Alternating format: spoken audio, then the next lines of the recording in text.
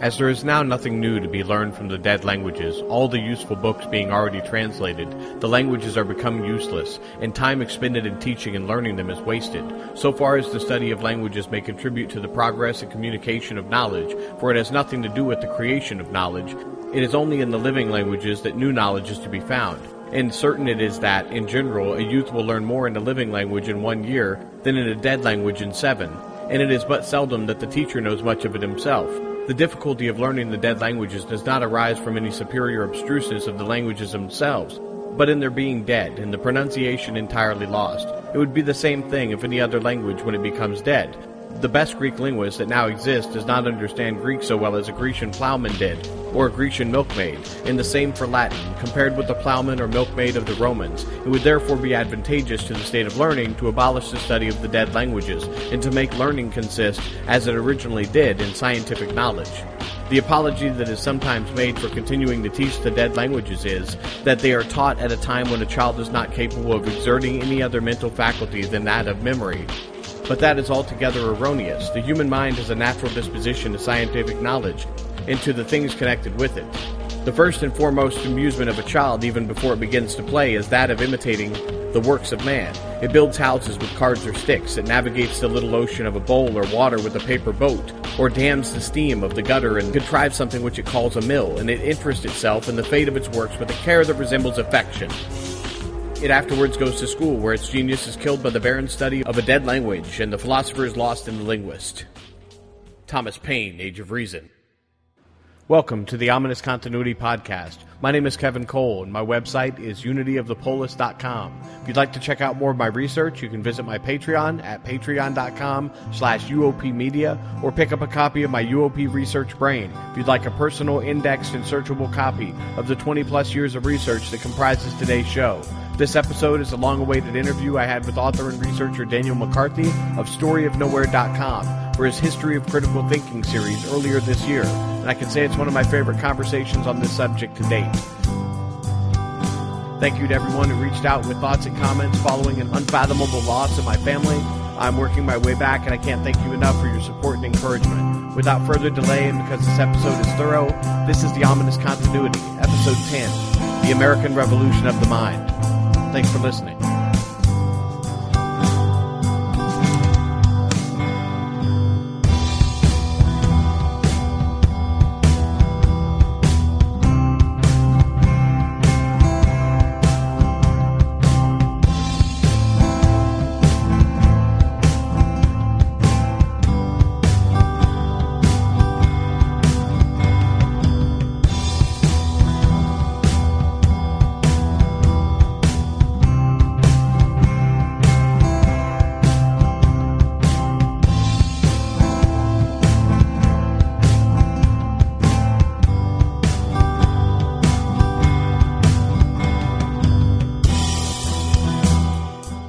Hello, everybody. It's the show you've all been waiting for.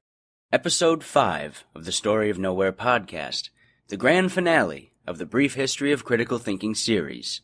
Part 5, Uniting the Polis, with my first ever guest, Kevin Cole. Kevin's extensive work can be found at unityofthepolis.com, where he covers precisely what we're going to be talking about today. He was also an associate and friend of the late, great John Taylor Gatto, and worked alongside Richard Grove to produce the excellent Ultimate History Lesson, A Weekend with John Taylor Gatto, which is absolutely essential viewing. Aside from the UHL, Kevin has worked quite a bit with Richard Grove and the folks over at Tragedy and Hope Productions over the years, as well as with Brett Venat of the School Sucks Project. I'll link to some of his content in the show notes, along with the Ultimate History Lesson. Kevin's great at what he does, so I'm very happy to have him here with me on the Brief History of Critical Thinking Finale Extravaganza. He's spent the past 10 or more years researching a fairly esoteric subject, namely, how and why a modified version of the medieval liberal arts education system has been steadily introduced into American schools by some, let's say, shady characters. Why would shady characters care at all about the liberal arts in schools, you ask? Well, to put it simply, because the liberal arts system can actually be used to artificially construct a homogeneous culture, which in turn serves the interests of those who wish to expand and consolidate their power federally, and indeed globally. Hopefully you'll recall that I began to mention this in episode 3, in which I discussed the role of the original liberal arts education back in the Middle Ages. And, of course, we saw even more clearly the limits of that sort of education in episode 4, which was all about the Enlightenment break from the traditional liberal arts system in favor of something more accessible and material. So for today's show, I really just wanted to let Kevin cut loose and present his discoveries and thoughts about the initial Enlightenment break with the liberal arts system, as well as his analysis of the subsequent movement to repackage and reintroduce the old medieval educational model. I'm riding shotgun in this episode. I really just wanted Kevin to be able to tell the story as he sees it at this point, because, frankly, a lot of what you're going to be hearing in today's show is his own original research. The man's been cutting a new path for quite some time, and I figure there's no sense in me getting in the way. I'm very grateful that he was willing to take the time to come on here and give a very thorough presentation on what I guess you might call the neo-liberal arts education system. And I mean, really, how often do you get to hear original historical research, especially being presented by the person who actually did the original research? This is a great opportunity, so pay attention. In this episode, we will hear 1. What became of the system which defined medieval schooling and set the parameters of medieval critical thought? 2. Why some enlightened philosophers, particularly American ones, believed this system actually inhibited critical thought. And 3. Who desired to revive this old system of universal culture creation and control? This presentation is the big bow atop the Brief History of Critical Thinking series. It's about where we are now, in an age when curricula are set by a modern-day priest class, in an age when so-called education doesn't serve the pursuit of knowledge, but instead serves larger political and economic interests. If that bums you out, good. It probably should. So let's get to work on making something better. That's what this whole podcast is really all about, self-education. So in that spirit, at the very end of this long talk, we get a little bit of biographical information on Kevin, and then Kevin reads through a list of questions I sent him about how he does his research, and I will include this list of questions in the show notes. So in other words, we end by leaving the history of critical thinking and begin what will surely become an ongoing conversation regarding how to think critically. This is kind of a lightning round. The how-to portion is much shorter than the historical portion of the show. First of all, because I had a time constraint. And second, because Kevin and I may or may not have discussed doing a whole show devoted on how to do thorough, independent research in the future. Speaking of future shows, I've already got episode 6 ready to go, and then after that, you'll be hearing Kevin and I together again, this time in a mini-series we recorded for his Ominous Continuity podcast, all about the influence of a somewhat forgotten ancient Greek philosopher, Socrates, and his unsung influence on the liberal arts education system. So be sure to check that out at unityofthepolis.com, on Kevin's podcast stream at Podomatic under the Ominous Continuity podcast, or in the Story of Nowhere feed coming soon. Also, be sure to check out my new video show with my wife at storyofnowhere.com, where we talk all about the official journal of the Council on Foreign Relations and try to work out some context behind current events. All right, without further ado, I suppose we should probably get right into it. Like I said, it's gonna be a long one. I'll just say that I highly recommend you listen to all the previous episodes of this series before listening to this one, so you can get some key background information on some of what we talk about here. Thank you all for listening to this series. I hope you appreciate its behemoth finale. Make sure you check out my stuff at storyofnowhere.com, and remember to look for all of Kevin's great work at unityofthepolis.com. And with that, let us begin A Brief History of Critical Thinking, Part 5, Uniting the Polis with Kevin Cole. I am joined by Kevin Cole for today's show, the very first ever guest of the Story of Nowhere podcast. Thank you for doing this, Kevin. Thank you very much for having me.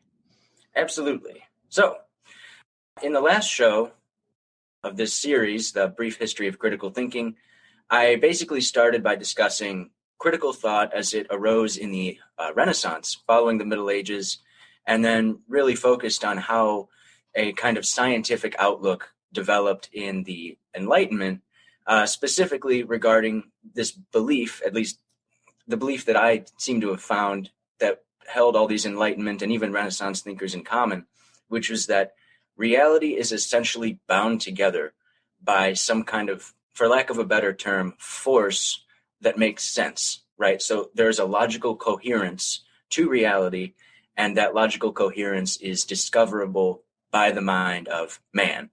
Of course, that would be open to women too, although they didn't always acknowledge that. But regardless, human beings, according to Enlightenment philosophers, have this sort of innate connection to the fabric of reality, and we call that innate connection reason or logic or critical thinking.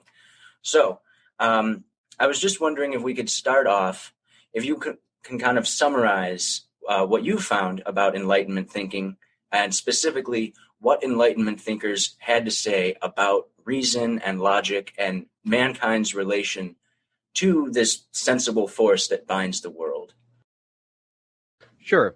I think what they recognized was that there was an organizational complex that was buttressed by Christianity, whereas like the Godhead of the liberal arts education system, or these earlier ratio studiorum or studium generale, which were the curriculums of the medieval universities and of this tradition of learning, were holding up progress. They believed that they were creating a kind of artificial unity based on authoritative education, meaning that it was being dictated through the traditions and the writings and teachings of religious scholars and Christian thinkers.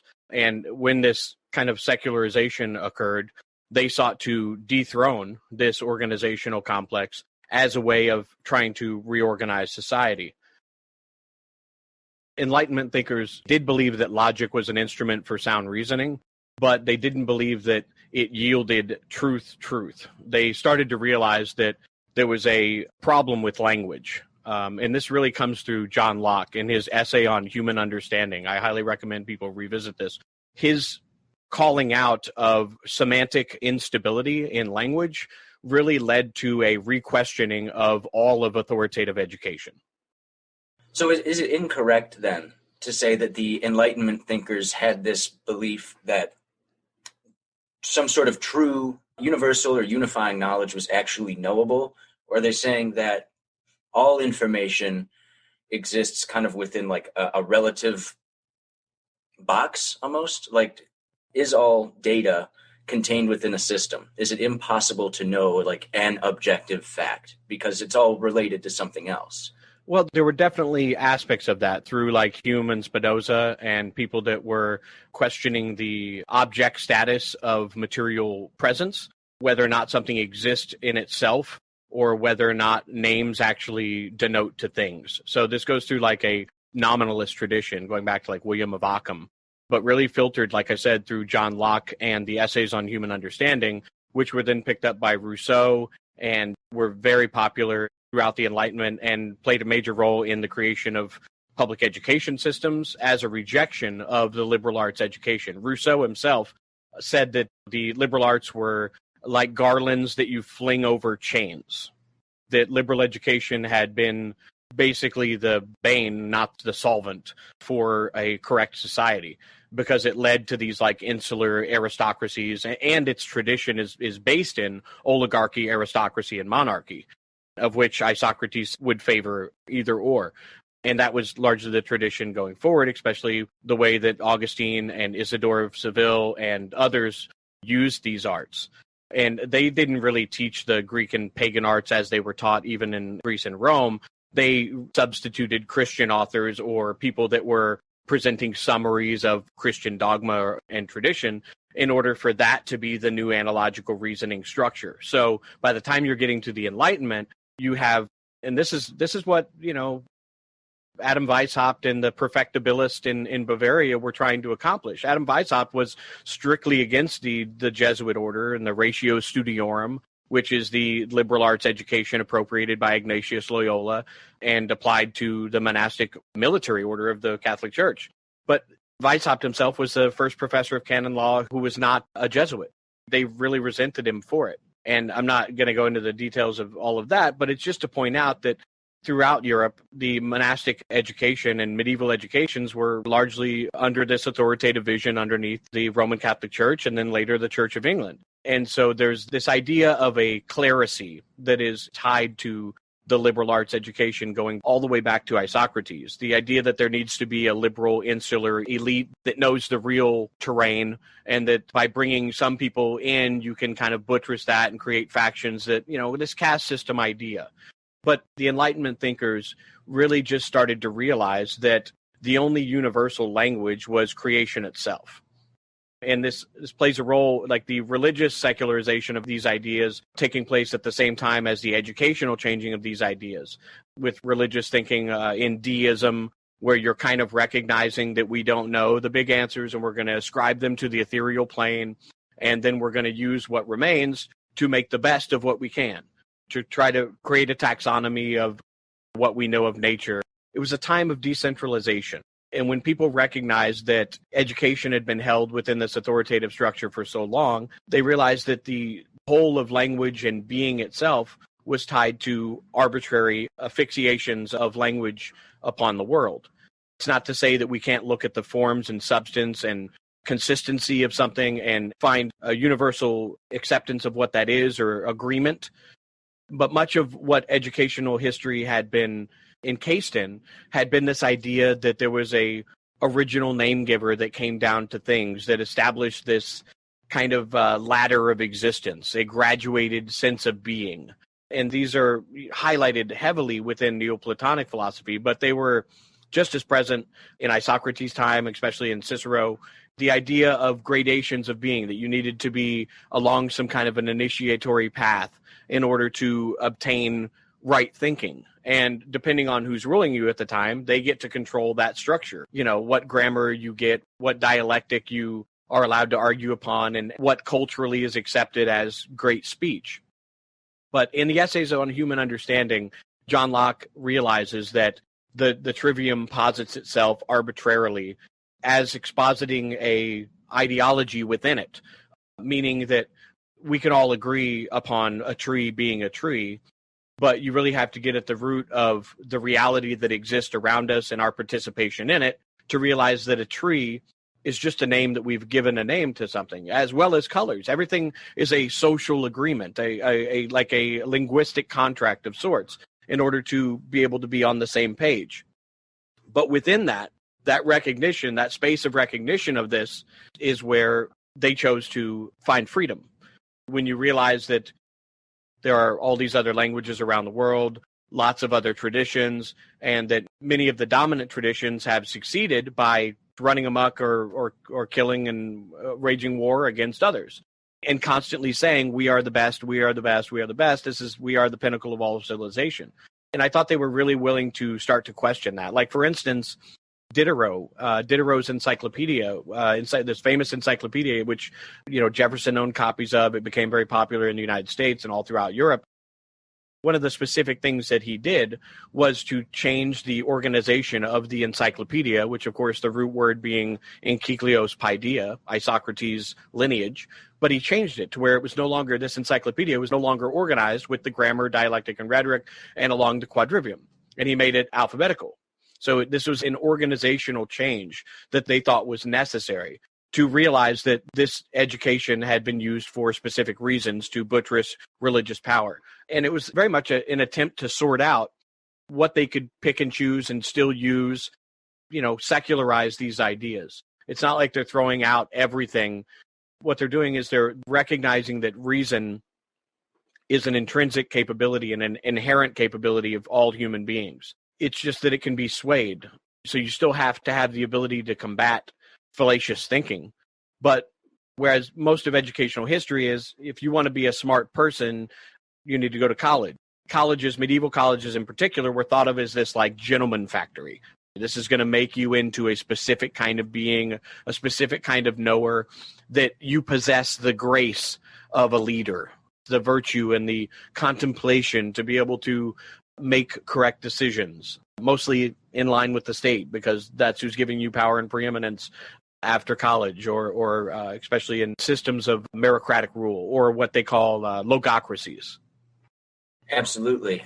To your point, as far as like colleges being these gentleman factories, it has always bothered me ever since I was a kid, really, how people, I get where they're coming from, but people will say things like, oh, so-and-so went to college, or so-and-so got really good grades, he's very smart, just because you happen to know a lot of information on a subject, like, oh, you're smart. It's like, well, I'm not so sure, because if you can just memorize a bunch of stuff, and this gets into John Taylor Gatto, if you can just memorize lists of facts and then regurgitate them, yeah, maybe that's like a symbol of education or intelligence, but it really doesn't give you any tools necessarily to actually go out into the world to bend materials to suit your purposes, which of course is something that in the Enlightenment, which is concurrent with the scientific revolution and really comes out of the scientific revolution, we see this breakdown of the artificial divide that you're talking about between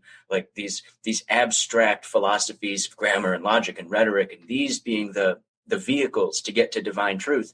These were always separated from the so-called servile arts, right? Because an educated person would never dirty his hands. Obviously, I don't want to make it too general, because certainly like monastic orders, they would garden and whatnot, and they would do things. So I don't want to paint this picture like no educated person was ever like a hands-on individual. That's not the case, but there has always been, and we see it now, and we see it in the Middle Ages, and certainly we see it in the symbols of power in the Victorian era, which we'll discuss in a little bit, where the educated, high-class person, the gentleman, does not engage in the servile or mechanical arts. You call a lower-class person to come and fix your car or repair your hot water tank or whatever.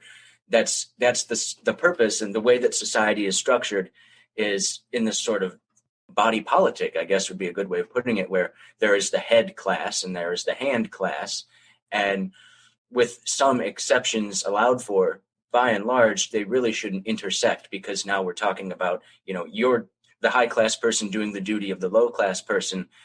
That's a recipe for your society falling apart. At least that's what the traditional powers that be had held. And in the Enlightenment, we see the people that created the American state really blowing this apart. When you think of somebody like Thomas Paine, who, when he wasn't freeing countries and writing pamphlets about why the king is a terrible person, he was designing the first iron bridge.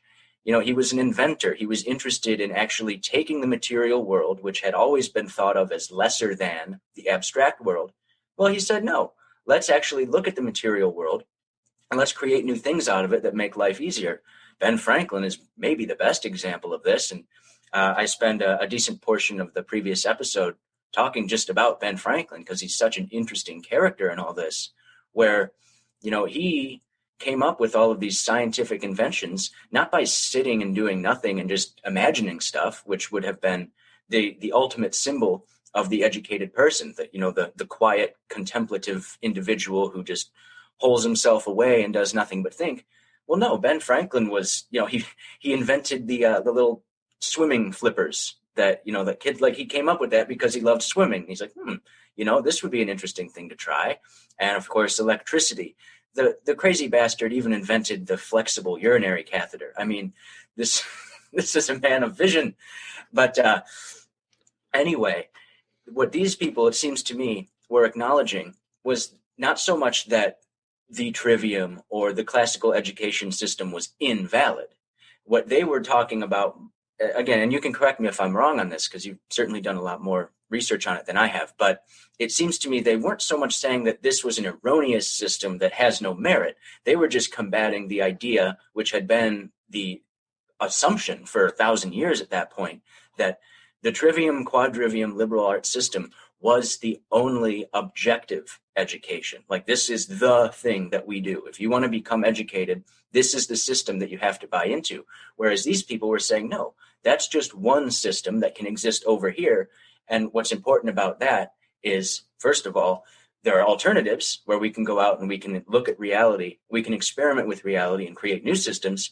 But it also means that that trivium, quadrivium system, it has its own logic, in that if you apply it, we can look and it will create certain results, like, for instance, political results, where if you have the liberal arts system in place in the way that it had been, you're going to wind up with this kind of caste system, a monarchy with the aristocracy, and then a servile class. Is that, generally speaking, what their analysis of the trivium and quadrivium was? Yes, I think to a large extent.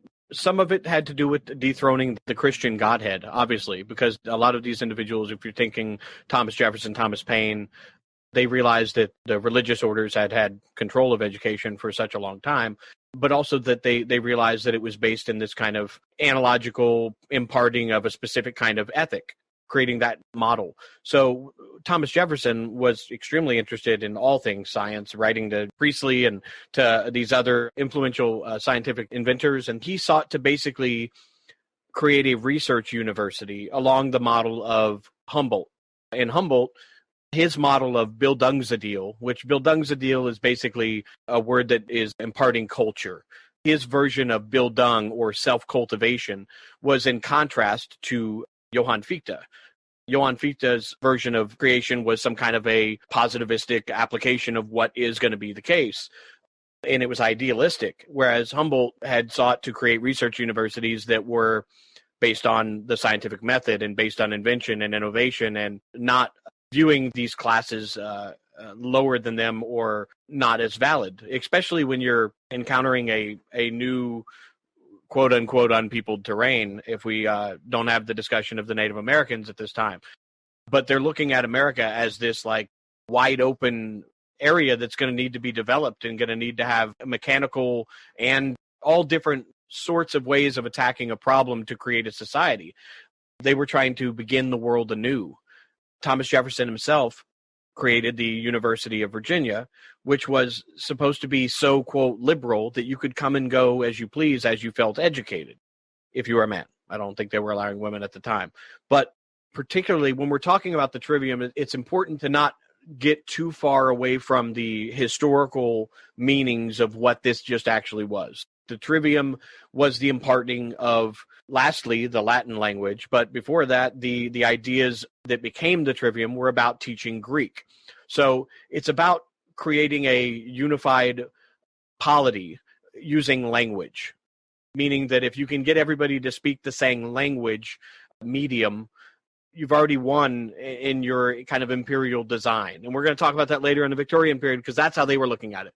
Whereas some other cultures may be looking at it in a first person kind of, this is what we need to do. If I can't understand you, we can't have this. So it really comes from that. Like, so when the Enlightenment thinkers were thinking about getting rid of the trivium and the quadrivium or reorganizing medieval education, a lot of it stemmed from the futility of continuing to teach Latin and Greek. And you see the arguments made against that today are, of course, that if you know Latin, you know the key to all language. You can understand everything because you get at the root of it. And there may be something to that to some degree. But the idea that you need to create whole nations continually on the Roman and Greek model is ridiculous. And that's what Thomas Paine and others discovered and posited for the United States. I've shared this before, but not on this podcast. This is from the To the Inhabitants of America, After Common Sense, Thomas Paine. Thomas Paine himself says that he read no other author in order to come upon his ideas. His ideas came about in a practical manner based on the actual facts on the ground. He was very specific to say this is not attributable to education or anything like that. But in the To the Inhabitants of America, these few paragraphs from the American Crisis, he says, I cannot help but sometimes be surprised at the complimentary references which I've seen and heard made to the ancient histories and transactions. The wisdom, civil governments, and sense of honor in states of Greece and Rome are frequently held up as objects of excellence and imitation. Mankind have lived to very little purpose if at this period in the world they must go back 2,000 or 3,000 years for lessons and examples. We do a great injustice to ourselves by placing them in a superior line. We have no just authority for it, neither can we tell why we should suppose ourselves inferior. Could the mist of antiquity be cleared away, the men and things be viewed as they really were, it is more probable that they would admire us rather than we them. America has surmounted a greater variety of combination of difficulties than I believe ever fell on the share of any one people in the same space of time, and replenished the world with more useful knowledge and sounder maxims of civil government than were ever produced in any age before. Had it not been for America, there would be no such thing as freedom left throughout the whole universe. England has lost hers, and a long chain of right reasoning from wrong principles, and it is from this country now that she must learn the resolution to redress herself and the wisdom of how to accomplish it. The Grecians and Romans were strongly possessed of the spirit of liberty, but not the principle, for at the time they were determined not to be slaves themselves, they employed their power to enslave the rest of mankind. But this distinguished era is blotted by no one misanthropical vice. In short, if the principle on which the cause is founded, the universal blessings that are arising from it, the difficulties that accompany it, the wisdom which has been debated, the fortitude which has been supported, the strength of power which we had to oppose, and the condition in which we undertook it, be all taken in one view, we may justly style it as the most virtuous and illustrious revolution that ever graced the history of mankind. And he continues, good opinion of ourselves is exceedingly necessary in private life, but absolutely necessary in public life, and the utmost importance in supporting national character. I have no notion of yielding the palm of the United States to any Grecians or Romans that were ever born. We have equaled the bravest in their times of danger and excelled the wisest in constructions of civil government. And he goes on to say in other passages that human language is local and changeable. It is therefore incapable of being used as a means of unchangeable and universal information. The only thing that can be used this way and presented as universal and unchangeable information is rhetoric, or technologies that are developed using this conception of rhetoric, these oratorical conceptions of rhetoric tied to the creation of unity, which is using verbose intellectual speak in order to try to bring people into your ideas. Often the liberal arts are attributed to everybody under the sun, but often back to Pythagoras. Now, it would be interesting for people to look back at John Adams and what he had to say about Pythagoras. You can basically read these conversations of Thomas Jefferson and John Adams and Thomas Paine, and you can get at the core of why they chose to do this. And you can see how it is very much separated from what later comes. They saw throwing off this education system as a way to start anew in order to have both scientific arts, and if you wanted to learn Latin and Greek, those would be available for people, but it wouldn't be that society would be based upon that. John Adams, Ben Franklin, and Thomas Jefferson all beat the British to creating a American English. They wanted to create a new form of English called American English, buttressed by neologisms or new words, which would create new realities. And they also saw Native American cultures and their semantic ideas as very valuable to this new American English. And they realized that the natives were not without themselves inherent reason. They just had their own ideologies or tribal affiliations, which caused a steering of their society. And there were obviously others that were more violent, but like those of the Iroquois and the organizational structures of the Iroquois were very important in appropriating to the structure of government that the United States chose to adopt. With regards to what Thomas Paine was saying, I mean, first of all, that's an excellent passage. And I think that we do, and I say we as in just people in general, we have this kind of, it's I think as a result of the mystification of the past and how we just can't know very much about the Greeks and the Romans. I mean, we could know a substantial bit, but there's always going to be just this disconnect where we can't know what was going on in the minds of the average Greek or Roman individual. And so there's this tendency to attribute magnificent wisdom onto these people. And of course, it's easy to do because you can go back to the ancient Greeks and read the writings of Plato and Aristotle. It's like, all right, this is really interesting. And then you find out that a lot of their works are lost. And it's like, well, what kind of secret wisdom might be holed away in the lost writings of Plato or Aristotle or whatever? And so it's easy to fall into that trap of thinking that these people were so great and, oh, look how far we've fallen. What Paine is saying really does ring true, that we as modern individuals, and even back in the 1770s, those individuals have surmounted so many challenges. They've crossed an ocean, and they were building a new kind of polity, which was actually endeavoring to free people. And of course, there was slavery at the time, and women were not respected as equals with men. And of course, these are issues, incidentally, issues that Thomas Paine talked about. Like, he was not blind to this. He did not like slavery, and he didn't think that women should be second-class citizens. At least I've seen him remarking often on these issues. And so obviously he didn't quite get his way when the American state was formed. There was still slavery, and women were still treated as lesser. But as far as he was concerned, that was wrong. It was against his ideological standpoint. It was against what he thought the Americas could be.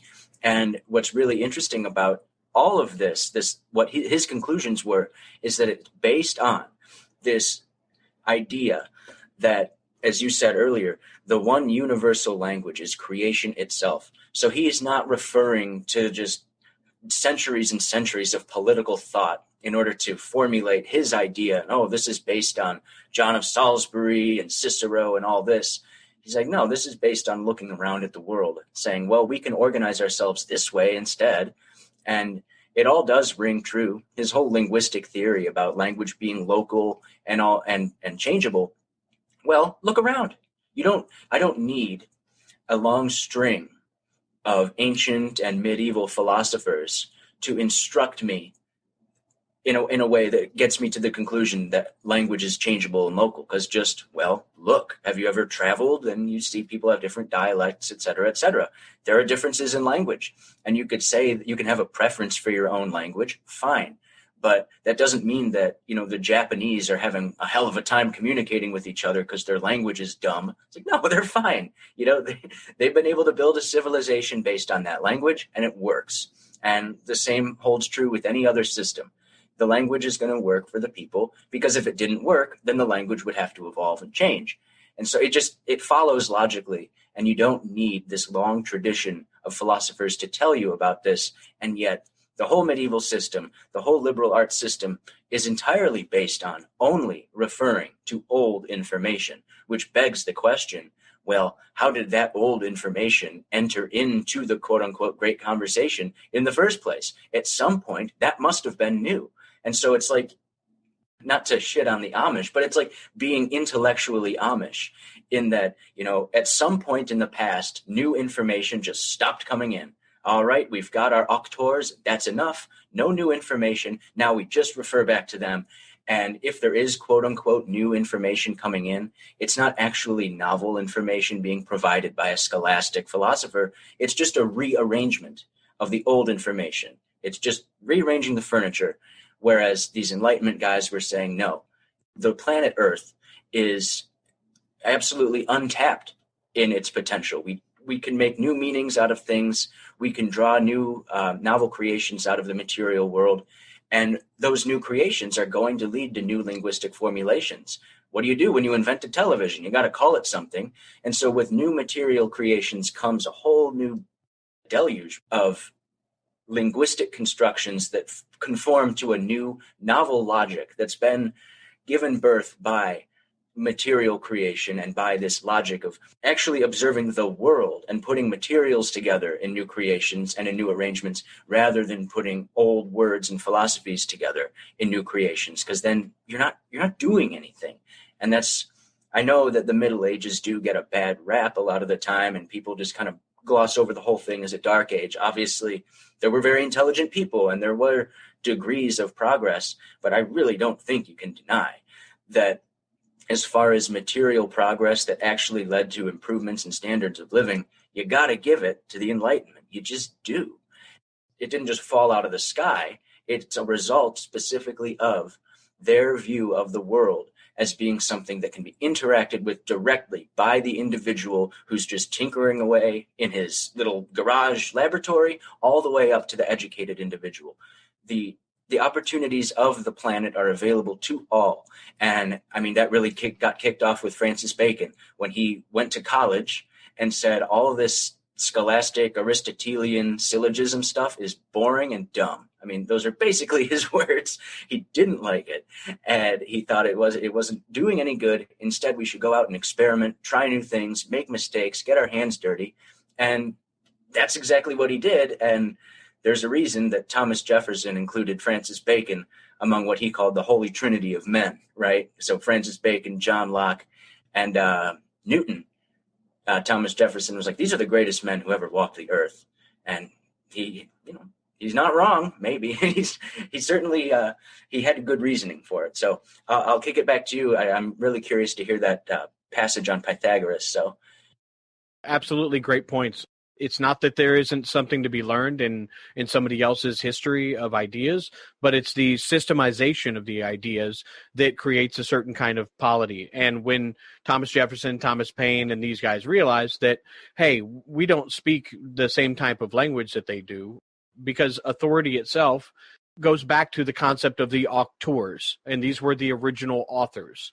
And without the knowledge of a supreme name giver, of which Plato tries to denote within Timaeus and some of his other writings, that there's this supreme name giver that came down to give all names to things, and therefore everything is a subordinate to some beauty or perfection idea or to a perfect version of the form, that the things that we denote are actually imitations of their actual existence on some other plane, which Jefferson and Adams both saw as ridiculous. Like in their writings to each other, they said just as much that this guy is unintelligible, and the fact that we've placed so much in his stead in our education system and that people have risen to power and prestige in this profession is a detriment to the republic, is a detriment to the country.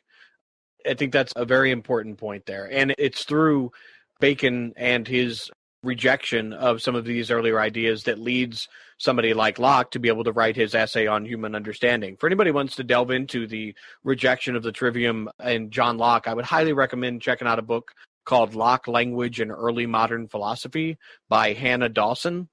It's the best book that I've read on this subject. You can also find some great reviews about it and see if there's anything that you'd like to cross-reference with other works.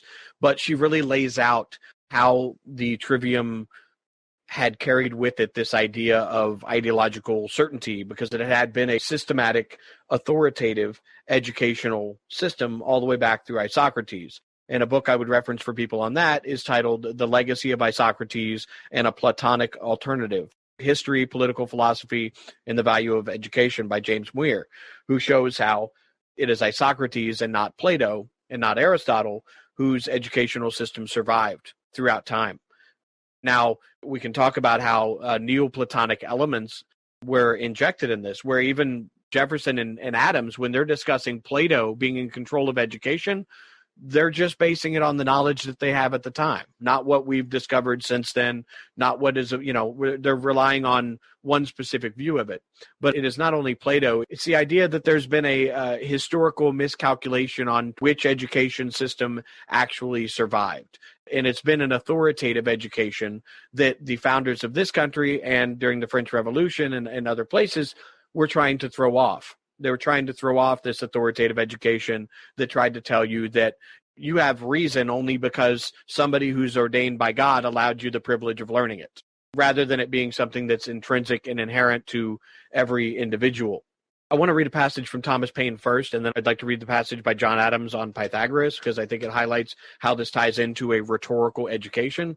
But Thomas Paine said, "Let him believe this, and he will live more consistently and morally than by any other system. It is by being taught to contemplate himself as an outlaw, as an outcast, as a beggar, as a mumper, as a one thrown, as it were, on a dunghill at the immense distance from his Creator, and who might make his approaches by creeping and cringing to intermediate beings, that he conceives either a contemptuous disregard for everything under the name of religion, or becomes indifferent, or turns to what he calls devout.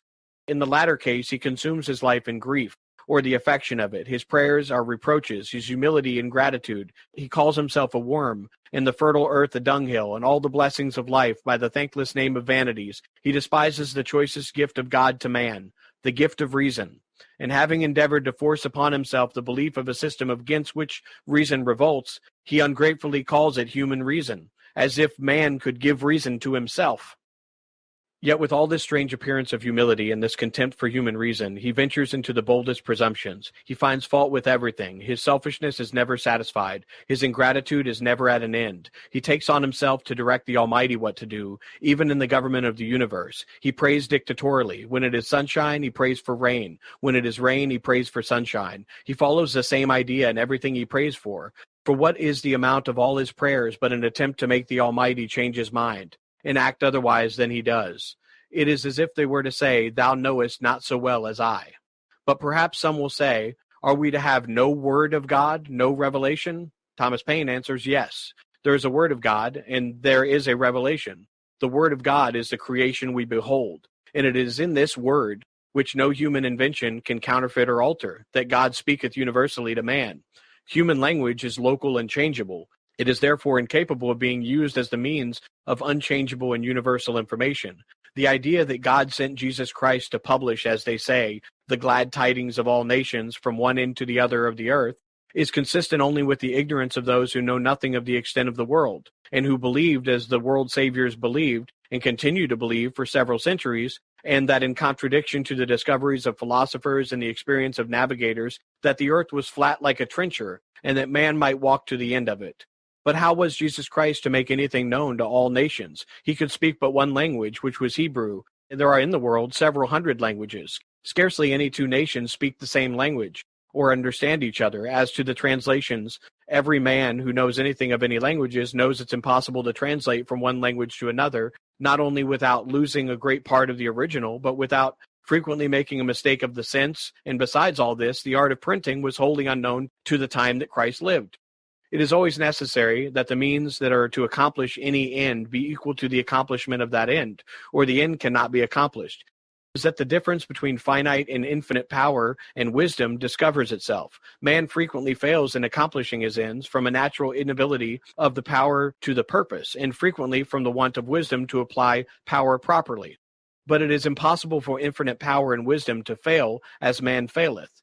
The means is used as always equal to the end, but human language, more especially as there is not a universal language, is incapable of being used as a universal means of unchangeable and universal information, and is therefore not the means that God useth in manifesting himself universally to man. It is only in creation that all our ideas and conceptions of the Word of God can unite, that creation speaketh a universal language, independently of human speech and human language, multiplied and varied as it may be. It is an ever-existing original, which every man can read. It cannot be forged, it cannot be counterfeited, it cannot be lost, it cannot be altered, it cannot be suppressed. It does not depend upon the will of man whether it shall be published or not. Publishes itself from one end of the earth to the other. It preaches to all nations and to all worlds, and this word of God reveals to man all that is necessary for man to know of God. And so I think that underlies the dismantling of semantic universality. And that's just from Thomas Paine taking a survey, a critical thought at where this ideology to him came from, and the ideology behind it, which ties in education, because education was controlled by religion. And through the Church of England, the educational institutions in the United States were all based on this same trivium and quadrivium, liberal education, medieval polity model. And they saw this as a potential damage, a potential problem, especially Harvard and Yale and Princeton. And Thomas Jefferson himself sought to dismantle this Oxford triumvirate. And he went out and sought out different colleges, William and Mary and his own college, and acknowledged the only few colleges that had kept up this kind of feudalistic version of liberal education, which were Bowdoin, I believe, and Williams College, which Williams College becomes a host later for the Rhodes-Milner Roundtable Project of reintroducing the liberal education into the United States. But I think Thomas Paine's thinking there from the Age of Reason stands on its own, and that's why he's one of the most brilliant individuals I've read. And all one has to do to see this dismantling of the classics as a uniform kind of thinking is to read the works of Thomas Jefferson and John Adams to each other, in which they discuss their thoughts on Plato and their thoughts on this kind of unitary education, which is the unitary ratio studiorum, which they sought to throw off. Now, we could have another conversation about Thomas Jefferson embraced this kind of Anglo-Saxon myth idea, of the yeoman farmer that was educated and practical. And there's a whole nother conversation to be had there. But I think that reality was borne out in the level of innovation that came out of this country, scientific innovation. It does not require these earlier analogical reasoning models. Now you can pick and choose and find philosophical hope and knowledge within all of that. But it's this idea of a systematized ubiquity.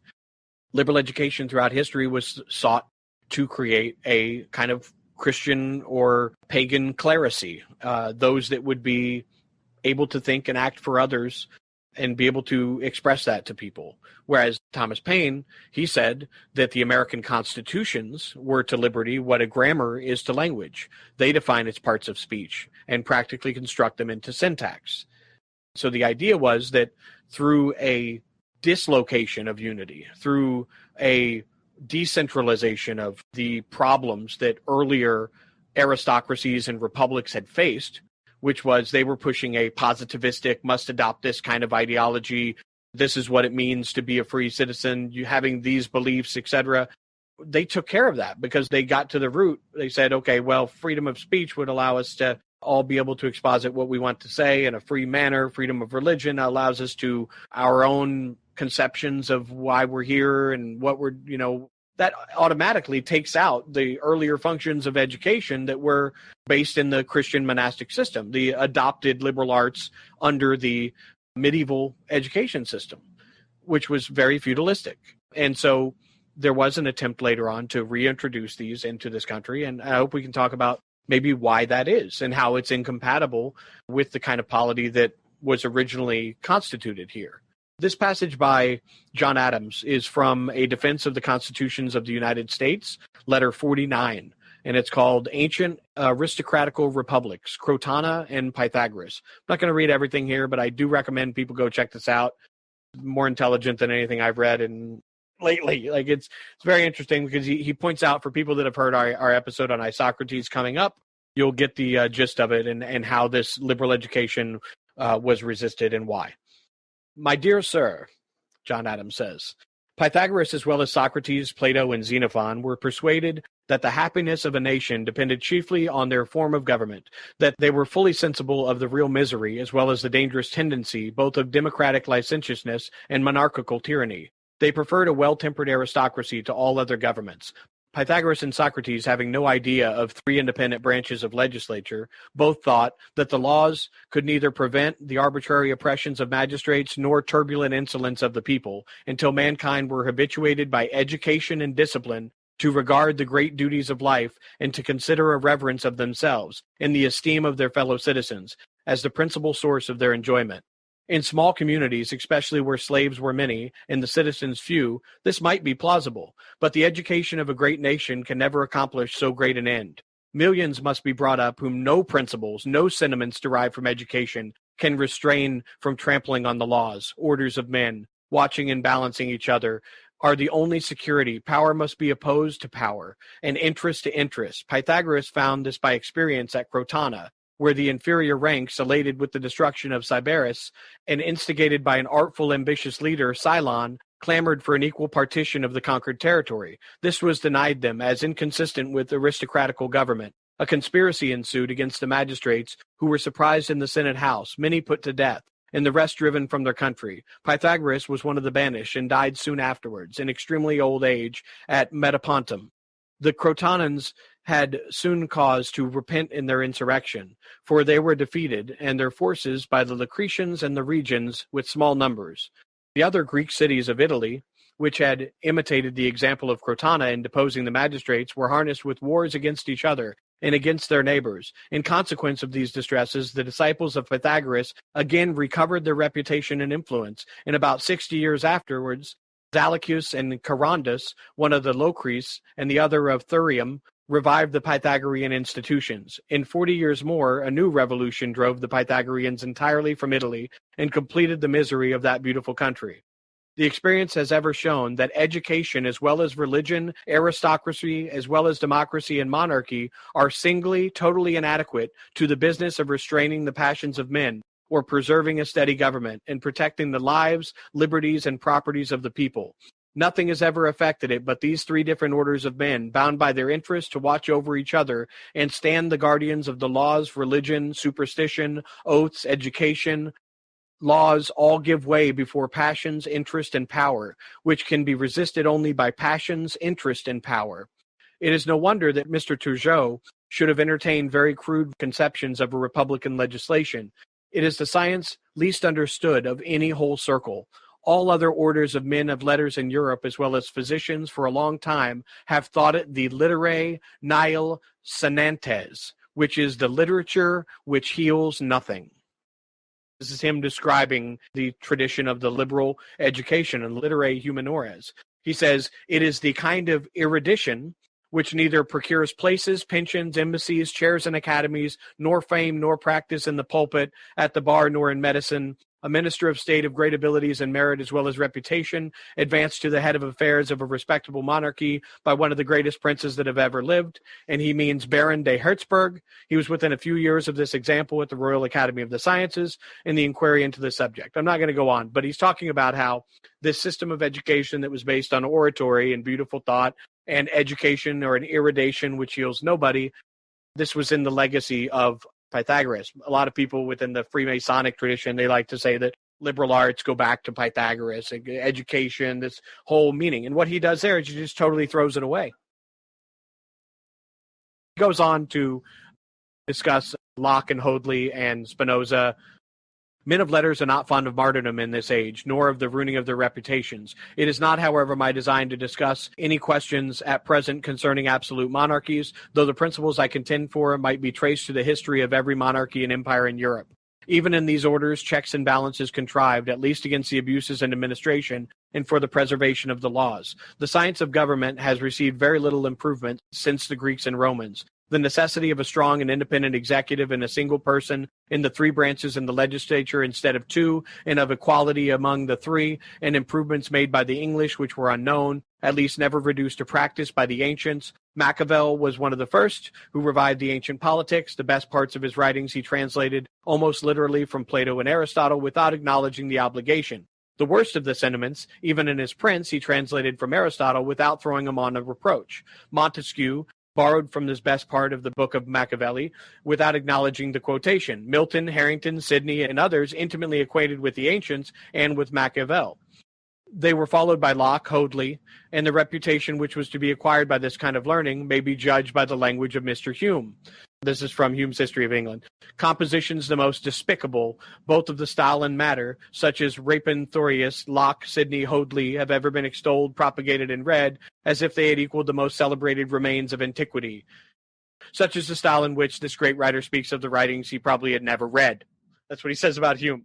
This is Hume lamenting the loss of this, and he said there's other times in which Thomas Jefferson and John Adams are looking at each other and writing and saying, what is up with this dude? Like, what is wrong with this guy? They were not fond of him. I want to read one more passage here from the Defense of the Constitutions by John Adams, where he's talking about the situation in most countries over time in the historical aristocracies, after discussing Pythagoras and his reliance on education and the aristocratical elite model. He says the people in all nations are naturally divided into two sorts, the gentlemen and the simplemen, a word which is here chosen to signify the common people. By gentlemen are not meant the rich or the poor, the high-born or the low-born, the industrious or the idle, but all those that have received a liberal education, an ordinary degree of erudition in liberal arts and sciences, whether they be by birth descended from magistrates and officers of government, or from husbandmen, merchants, mechanics, or laborers, or whether they be rich or poor. We must nevertheless remember that generally those who are rich and descended from families in public life will have the best education in the arts and sciences, and therefore the gentleman will ordinarily, notwithstanding some exceptions to the rule, be the richer and born of more noted families. By the common people we mean laborers, husbandmen, mechanics, and merchants in general, who pursue their occupations and industry without any knowledge in liberal arts or sciences, in anything other than their own trades or pursuits. Though there may be exceptions to this rule, and individuals may be found in each of these classes who may really be gentlemen. Now it seems to be clear that the gentlemen in every country are, and ever must be, few in number in comparison of the simple men. If you please, then, by the democratical portion of society, we will then understand the common people. As before explained, by the aristocratical part of the community, we will understand the gentlemen. The distinctions which have been introduced among the gentlemen into nobility greater or lesser are perfectly immaterial to our present purpose. Knights, barons, earls, viscounts, marquises, dukes, and even princes and kings, are still but gentlemen, and the word noble signifies no more noble or conspicuous. But the gentlemen are intelligent and skilful, as well as generally richer and better connected, and therefore have more influence and power than an equal number of common people. There is a constant energy and effort in the minds of the former to increase the advantages they possess over the latter, to augment their wealth and influence at their expense. This effort produces resentments and jealousies, contempt, hatred, and fear between the one sort and the other. Individuals among the common people endeavor to make friends, patrons, and protectors among the gentlemen. This produces parties, divisions, tumults, and war. But as the former have most address and capacity, they gain more and more continually, until they become exorbitantly rich, and others miserably poor. In this progress, the common people are continually looking up for a protector among the gentlemen, and he is among those who are able and willing to protect them, acquires their confidence. They unite together by their feelings, more in their reflections, and augmenting his power, because the more power he has and the less the gentlemen have, the safer they are. This is a short sketch of history of that progress in passions and feelings which have produced every simple monarchy in the world. And if nature and if feelings have their course without reflection, they will produce a simple monarchy forever. It has been the common people then, and not the gentlemen, who have established simple monarchies all over the world. The common people against the gentlemen established a simple monarchy in Caesar at Rome, in the Medici at Florence, and are now in danger of doing the same in Holland. And if the British Constitution should have its euthanasia and simple monarchy, according to the prophecy of Mr. Hume, it will be affected by the common people, to avoid the increasing oppressions of the gentlemen. If this is the progress and course of things, and who does not know it is, it follows that it is the true interest and best policy of the common people to take away from the body of gentlemen all share in the distribution of offices and management of executive power. Why? Because if the body of gentlemen have the gift of offices, they will dispose them among their family, friends, and connection, and they will make their use of votes in disposing of offices, to procure themselves votes in popular elections, to the Senate or other council, or to procure themselves appointments in the executive department.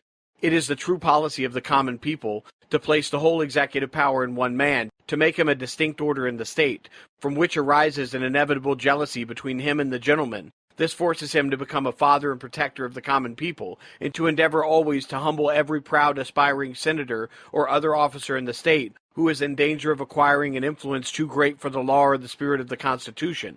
This influences him to look for merit amongst the common people, and to promote among him those that are such capable of public employments, so that the road of preferment is open to common people more generally, equitably in such a government than in an aristocracy, or one in which the gentlemen have any share in appointments to office. I think it really, really ties in, and it gives the foundation for why I'm more concerned myself. There are probably other people you can talk to as far as the Enlightenment goes in Europe, but I'm most concerned with how it relates to America's rejection of the liberal education as the organizing principle for society.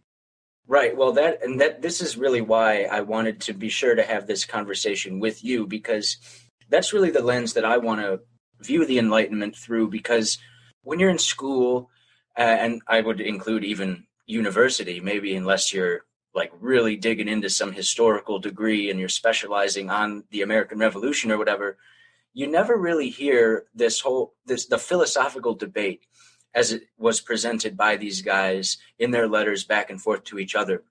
Because, they too much taxation and they got pissed off. And so they said no more king, and that was that. And, the revolution is looked at as a war, which sure, it was a war and there was fighting, but it wasn't just a bunch of people shooting at each other so that they can replace one polity with another.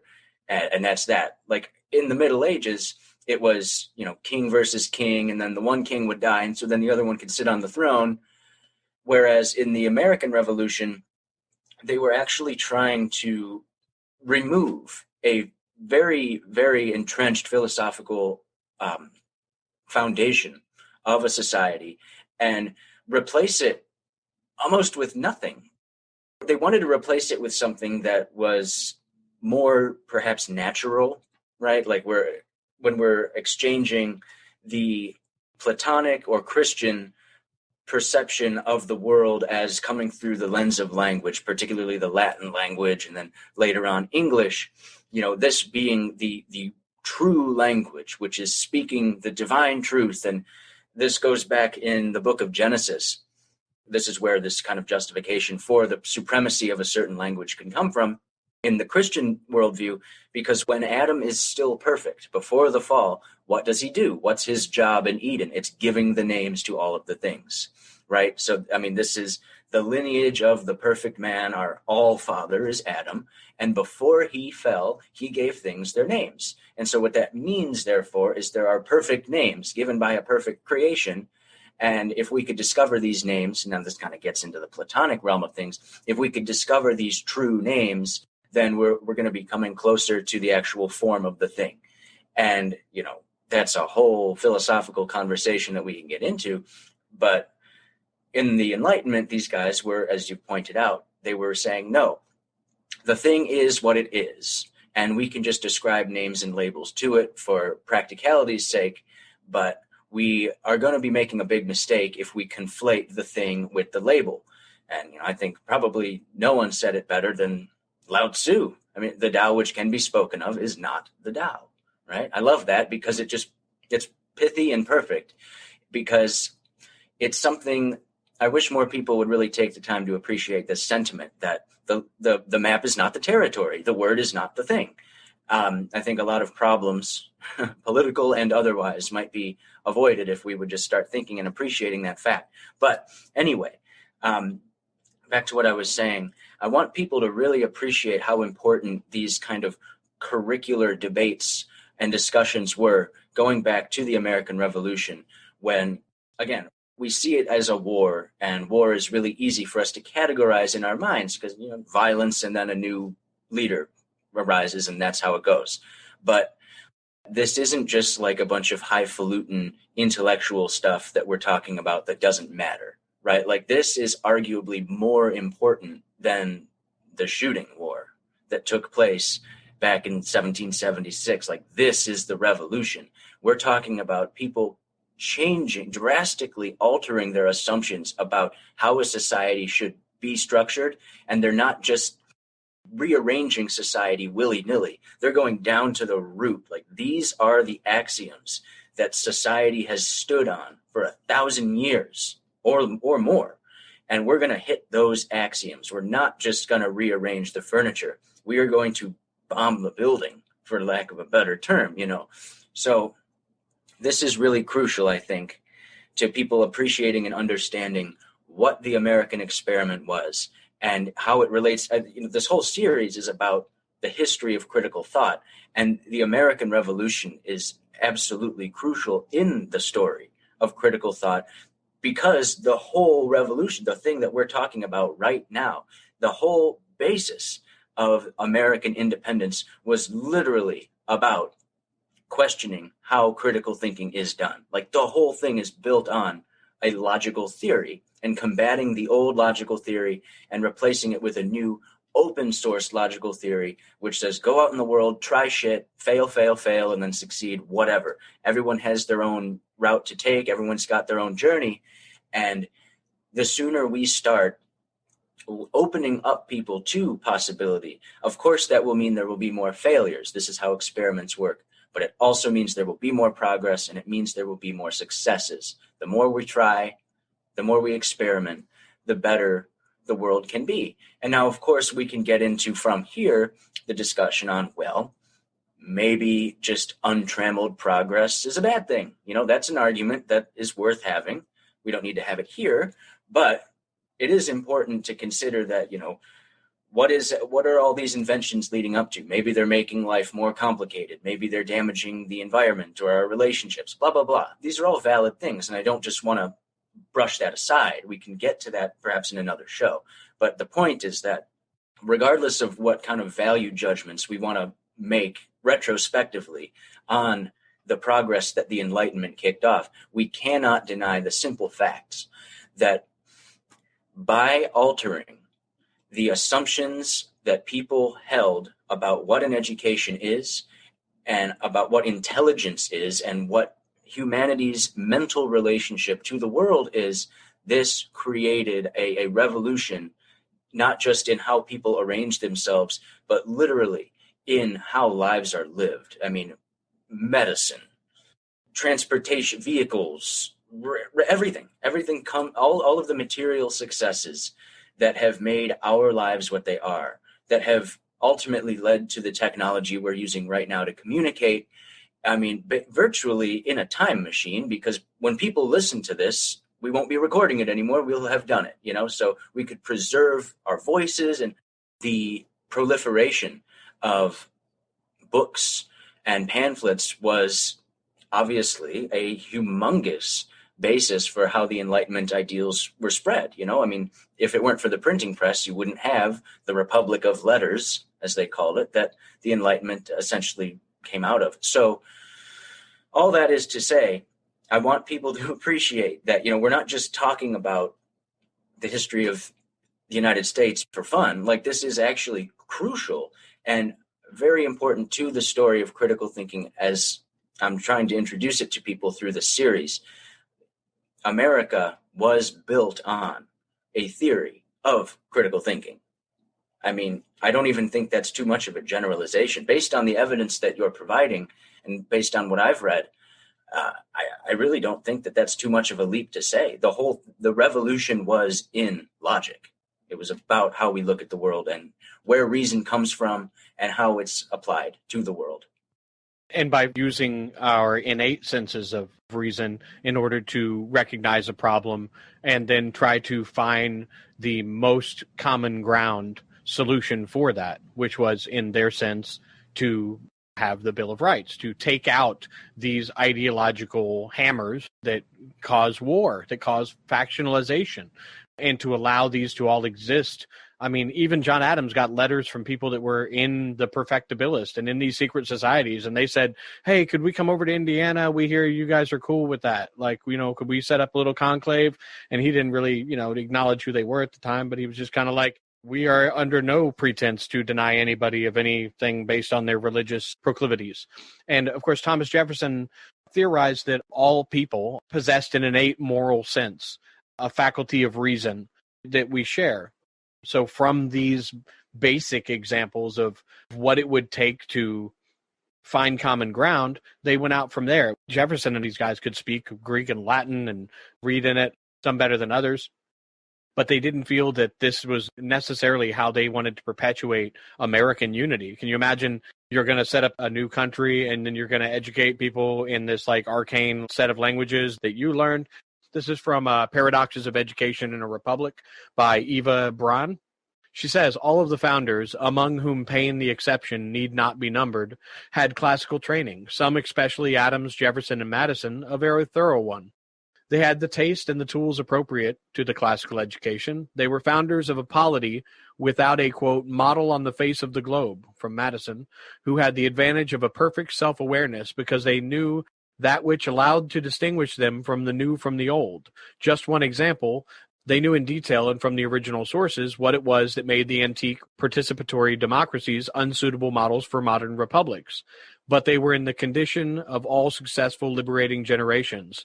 They made that obsolete, which made them what they were. The problem is that, as she thinks, as the process of obsolescence progressed, their own founding would be obscured. From when the ancients become inaccessible, the moderns become unintelligible.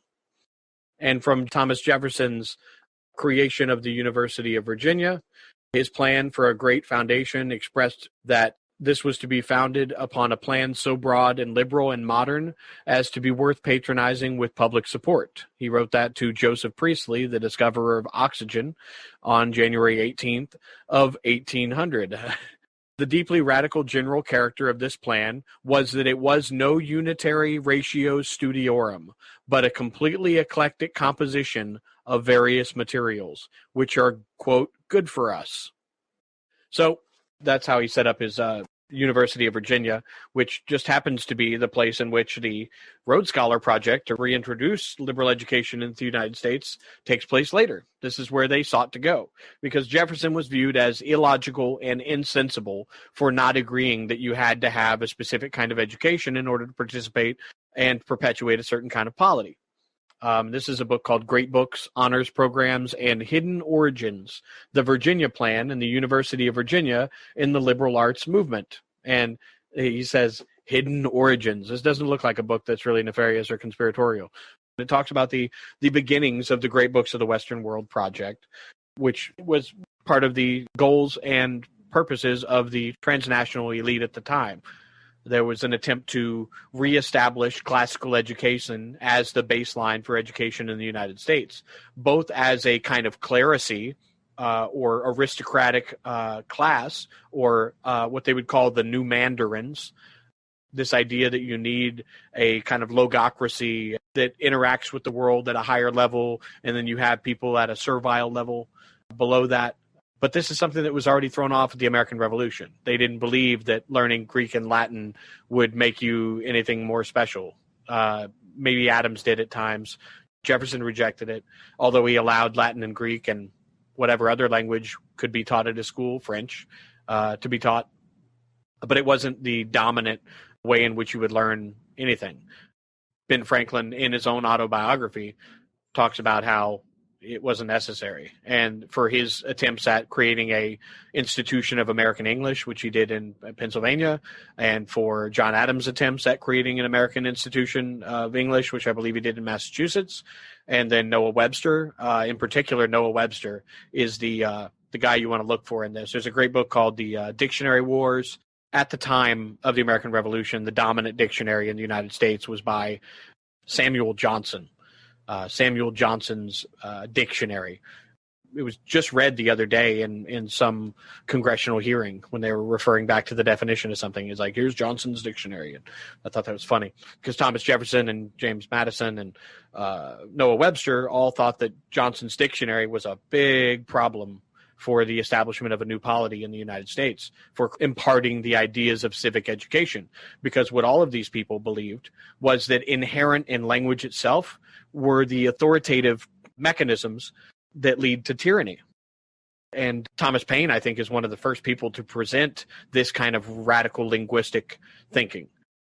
He believed that you needed to go back to the root of every word, and you could find your meaning by dissecting that, not how it had been changed over time or reappropriated, but it's this idea of semantic universality and semantic instability that very much paralleled the revolution itself.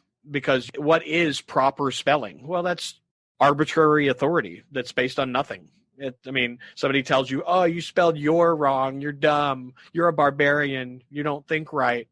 But in reality, if you can understand me and we can come to an understanding that, no, I'm not stupid, I just like saying it this way. And if you look in the dictionary, some countries say it this way and some people say it this way. And we can come to terms without vilifying the other person, and that's what happens. That's what happens all throughout schooling. That's why schooling is schooling, because it's all about keeping you in that pool of fish.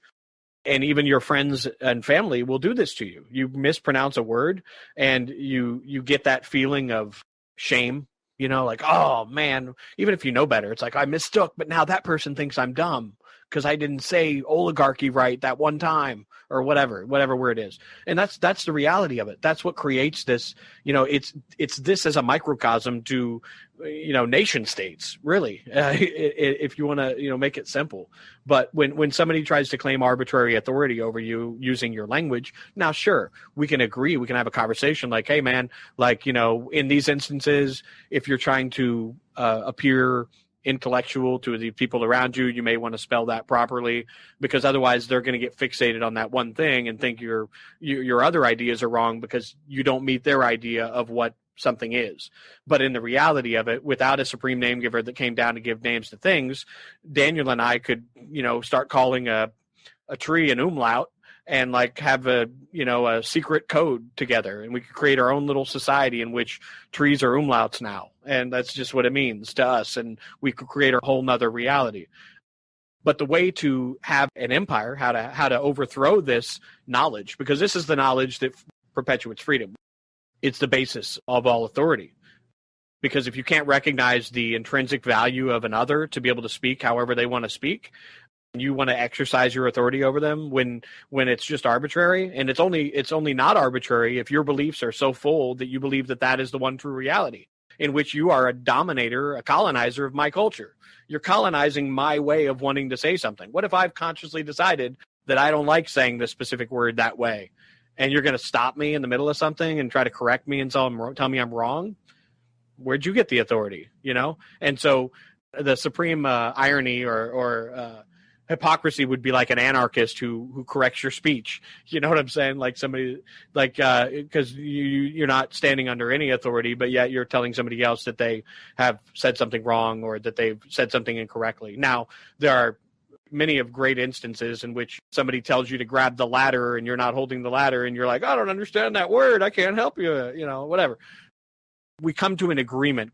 We don't exist in an atomistic fantasy that I think a lot of movements kind of buy into as their FU to any kind of authoritative control, because it's really about a linguistic, nominalistic rejection of authority that real freedom exists. And this is what I get from Locke and from Locke's essay on human understanding, and then from Thomas Paine.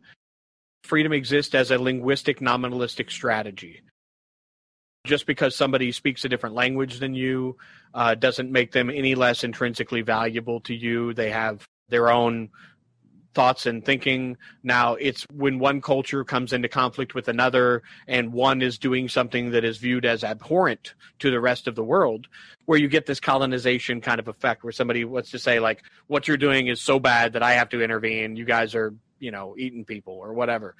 But that's what it really comes down to. And it's what a lot of people have trouble with, because they want to believe that there is this like universal moral sphere in which, we can all tap into, and that's what it is. Plato theories of forms or forms of perfection, or Jacob's ladder of climbing some hierarchy, and depending on what ideology you were raised in or lack of ideology you were raised in, you'll find a different kind of value in this information. Because somebody right now who heard that Thomas Paine quote is thinking these irreligious, sacrilegious people, these, antichrist, somebody rather, because he's saying that the word of God is creation, and that that's the only language that we can, seek to understand, and we're a part of it, and that kind of a thing, which is really what the church has obscured for all of history, leaving out certain parts of the Bible and leaving in certain parts of the Bible, or changing certain parts to make it more in line with the authoritative rule of the time, or give unto Caesar, and all these different ideas.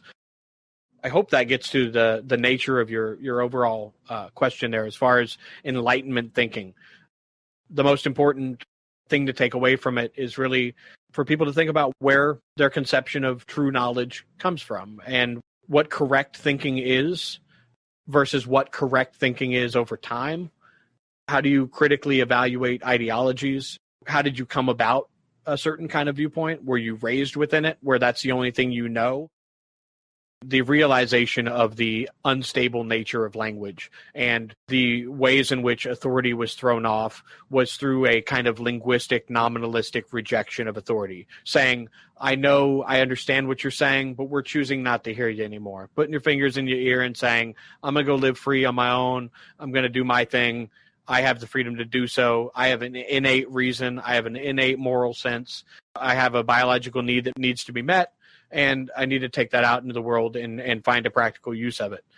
And people would pick and choose from any authors or any historical figures that they felt were relevant at the time. Thomas Jefferson largely rejected Plato in favor of Epicurean philosophy, and the philosophies of Pierre Gassendi, and really the scientific basis of Greek and Roman thought going back to the Ionians. They felt very much that the Greeks and Romans were enslaving people. And later on, with the research that we'll talk about in another show with Basil Bernstein and the sociological look at the trivium and quadrivium, you will see how this creates a kind of divide between the inner and outer world by having this ethics and physics what it became, the trivium and quadrivium, these stratifications of knowledge and the claims that go along with it, that this was some kind of universal truth, some universal truth behind it. When you really look at Isocratean education and the history of the liberal arts, the artes liberales, the ratio studiorum, the studium generale, these curriculums that came to dominate educational authority from Roman times through the Middle Ages, through the Neoplatonic reconceptions of these ideas. I think hopefully at this point, the audience is clear on not just, why we're talking about this, the fact that the American Revolution, and perhaps that might be the pinnacle of Enlightenment philosophy, the creation of the American nation, and, arguable degrees of success. That's another conversation we could have, of course. But yes, the creation of this new American polity is, in fact, based on the Enlightenment ideas about critical thinking, about the plentitude of reality being available to all people, and this acknowledgement of, while the individual can interact subjectively with the world, the Enlightenment thinkers are fundamentally acknowledging within their worldview that there is an objective reality.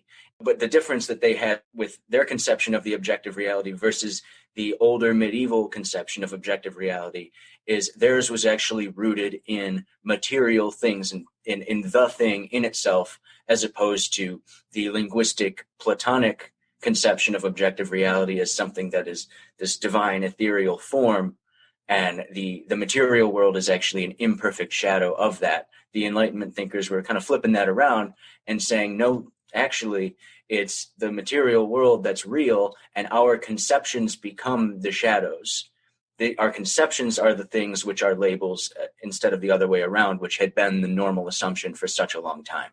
And of course, their epistemology of material things being real and our conceptions being subject to change becomes actually the basis of science itself. And the scientific method and epistemology they were applying is actually, in fact, testable. So we can build an airplane and it can not work. And then we know that, that gives us information about the world, and then we can reformulate our approach and then finally make something that does in fact work. Whereas the only testability that let's say the scholastic method had, the only testability was, well, does my syllogism hold up? Are my premises true? But it's all based on these axioms of, we're assuming that what Cicero had to say is accurate. We're assuming that the Bible is accurate. And then if we base our assumptions on those quote unquote facts, then we can just create these logical systems that are internally coherent, but might in fact be based on nothing. So the Enlightenment project was to throw that off. And I ended the last episode by talking about some Catholic, I guess you would just call them decrees. There were papal bulls. A few of them were papal bulls and others were just letters that popes were writing in the late 1800s all the way up until 1910, rejecting the heresy of Americanism, because it had within it this idea that, look, we can accept all different worldviews. You can come to America and you can have your little Catholic thing, and that's fine, but you're also going to have the Quakers over here, and you're going to have the atheists over here. We exist in this plurality of cultures in the United States, whereas, of course, the Catholic, which is universal, that's the Greek word for universal, is Catholic, it's intrinsically imperialistic in a way, in that, it's our project. We have to save the world.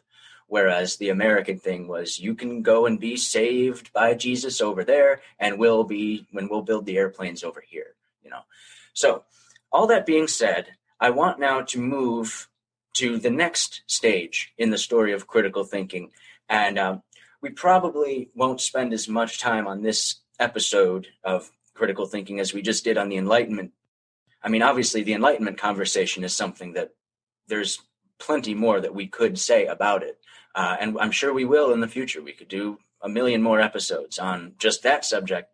But the reintroduction of the trivium, quadrivium, liberal arts system into America, specifically as a tool of the whole, what Carol Quigley revealed as the Anglo-American establishment in creating this global polity that was effectively run by not the American people and not the British people, but by a small cabal of elite individuals and elite families and elite banking dynasties, what have you, effectively subordinating the globe to the wishes of these people. I mean, you've been involved in this larger conversation about the Anglo-American establishment for probably more than 10 years, right? I mean, Richard Grove is another one that people should listen to, and Brett Venat. I mean, you've all been having this conversation. It's not beginning here on this show, and it's not ending here on this show. It's something that's just going to keep going and going and should keep going. And so that being the case, I don't even want to try to be definitive here. Like this can just be an introduction to this topic because it is so big and it's so weird, and it's not something that people know about. The reintroduction of the trip, like what? What is that? It doesn't make sense to a lot of people, and it might sound, as what we were talking about with the Enlightenment, it might sound like almost irrelevant academic, just like, oh, who cares? You're just talking about curricula here. How important can that really be? It turns out it's all very important. How a polity is educated is going to affect how it organizes itself and who it supports as leaders, et cetera, et cetera. So I don't want to try and squeeze all of that stuff into this show. So let's just go over a basic introduction. Like, how would you introduce this very complicated subject of the reintroduction of the liberal arts into the United States to somebody who has no idea what any of this stuff is? Like, how would you softly introduce these subjects to a newcomer? Well, I would say that the system of education that was intended for the United States was one that was mainly just based on civic educational ideas, basic understanding of the necessity and history of the American Revolution, the Bill of Rights, the Declaration of Independence, Articles of Confederation, the reasoning, logic, and history of why these events took place. That is something that is really the only thing necessary to re-perpetuate to a populace in America if you have a system that is not based on creating a certain type of being or a certain type of individual. Now, before the American Revolution, Harvard, Yale, and Princeton in that order all had the education system that came from Oxford University. Oxford University and Bologna being two of the last kind of vestiges of this elite literae humaniores classical education system technology. I'm going to call it a technology because that's what it really is. It's a techne. It's an artistic techne that you can use for certain purposes, like an operating system. Now, when you're dealing with human beings who have free will, it's very difficult to just say, read all of this, and then you're going to think the way I want you to think. That wasn't the goal. The goal was to create a certain kind of grace, a certain kind of individual with a certain kind of grace, a certain kind of proclivity to a accepted kind of thinking, one that could participate in the larger political conversation of the polis or the polity at the time. In the United States, the trivium does not provide the actual ends of education. It actually has no use in the same way that would have been used in these earlier polities because they have dismantled the necessity for this type of government. The liberal education idea I can show through many periods of time, including up to the reintroduction of the trivium by those in the Victorian period. It was tied to this idea of a commonwealth or the greater chain of being, the acceptance of all human beings within a hierarchy leading to a point of higher learning or higher being or in touch with the whole of the universe. They're very abstract ideas that you have to be able to sort through what comes actually from Plato, what comes from Neoplatonic authors as well. But in trying to break this down in the most general way for people, In the United States, they didn't at first attempt to set up a universal education that would be mandatory for everybody, that you had to learn. Thomas Jefferson, in fact, says in a letter to John Adams that Americans will learn everything they need to know in their mom's womb. He says this kind of facetiously, but he's talking about the general feeling behind this new start that was had, and that we didn't have to follow a strict form of education, a particular looking back at Greek language and then Latin, and then you would take a certain stage of learning at a particular age. This was, very much an open source educational project. Now, there were parts of the country that would try to create little systematic normal schools or common schools where somebody down the road would be really verbose in a certain kind of art or thinking or mathematics, and this would be the person that would teach the children in that area because they happen to know the knowledge necessary to do so. But there was also this idea of the uncultivated land that was out there and the farming that was going to be necessary to create the resources to sustain a growing population and this westward expansion. The purposes of bringing the United States back into the classical or liberal education structure was to foster a sense of commonwealth of humanity.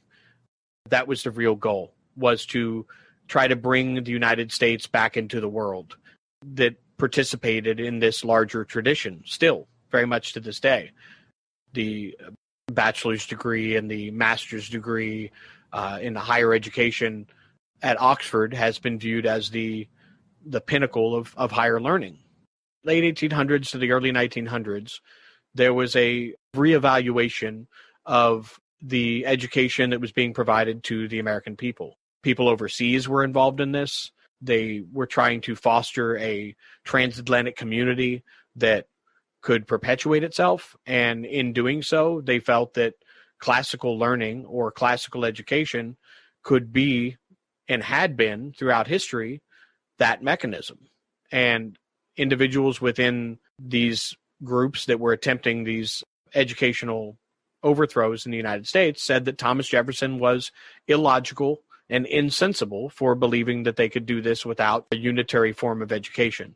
And they just didn't believe that that was the case. They believed that we had innate human reason and innate abilities to come to our own conclusions, and that the only thing needed to restrain a population was law, because it didn't matter what you believed, but if you commit a crime that is against a agreed upon law, that you weren't going to reason your way out of it. This was a country in which innovation was respected, and scientific innovation was at its earliest point, where they were thinking that anything is possible. And putting somebody on a ubiquitous literature-based education where you're just repeating somebody's rhetorical nonsense and their versions of beauty and their versions of intellect as if it is the end-all be-all of the day, wasn't seen as how you would create a country, how you would create a strong unity.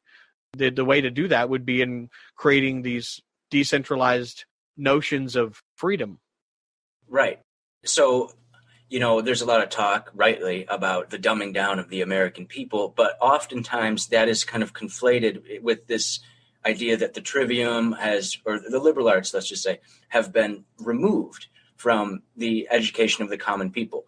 Now, of course, in the Middle Ages, it's true that the general population was not schooled in the liberal arts. However, the whole population was subjected to a liberal arts system. That is, within the logic of the liberal arts system, only a small minority of people at the top were actually given the liberal education, whereas the people beneath them were given the servile education.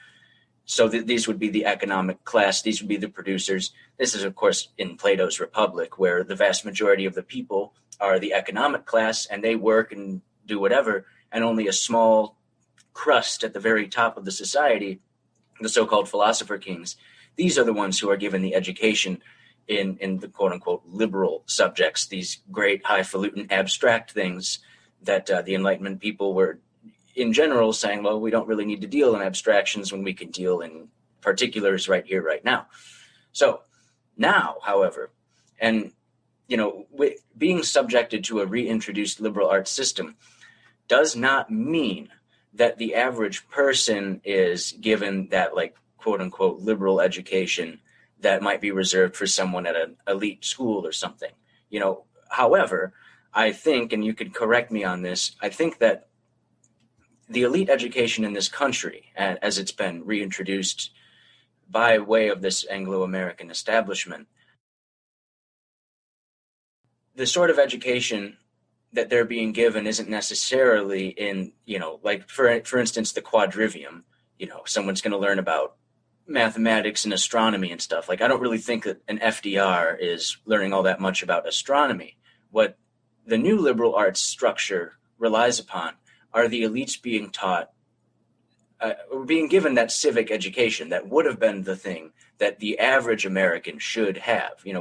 Because part of this American ideology is that our system should be simple enough that everyone can just get it, because it's not based on all these gradations of who's better than who. It's just like, here's the law and that's it.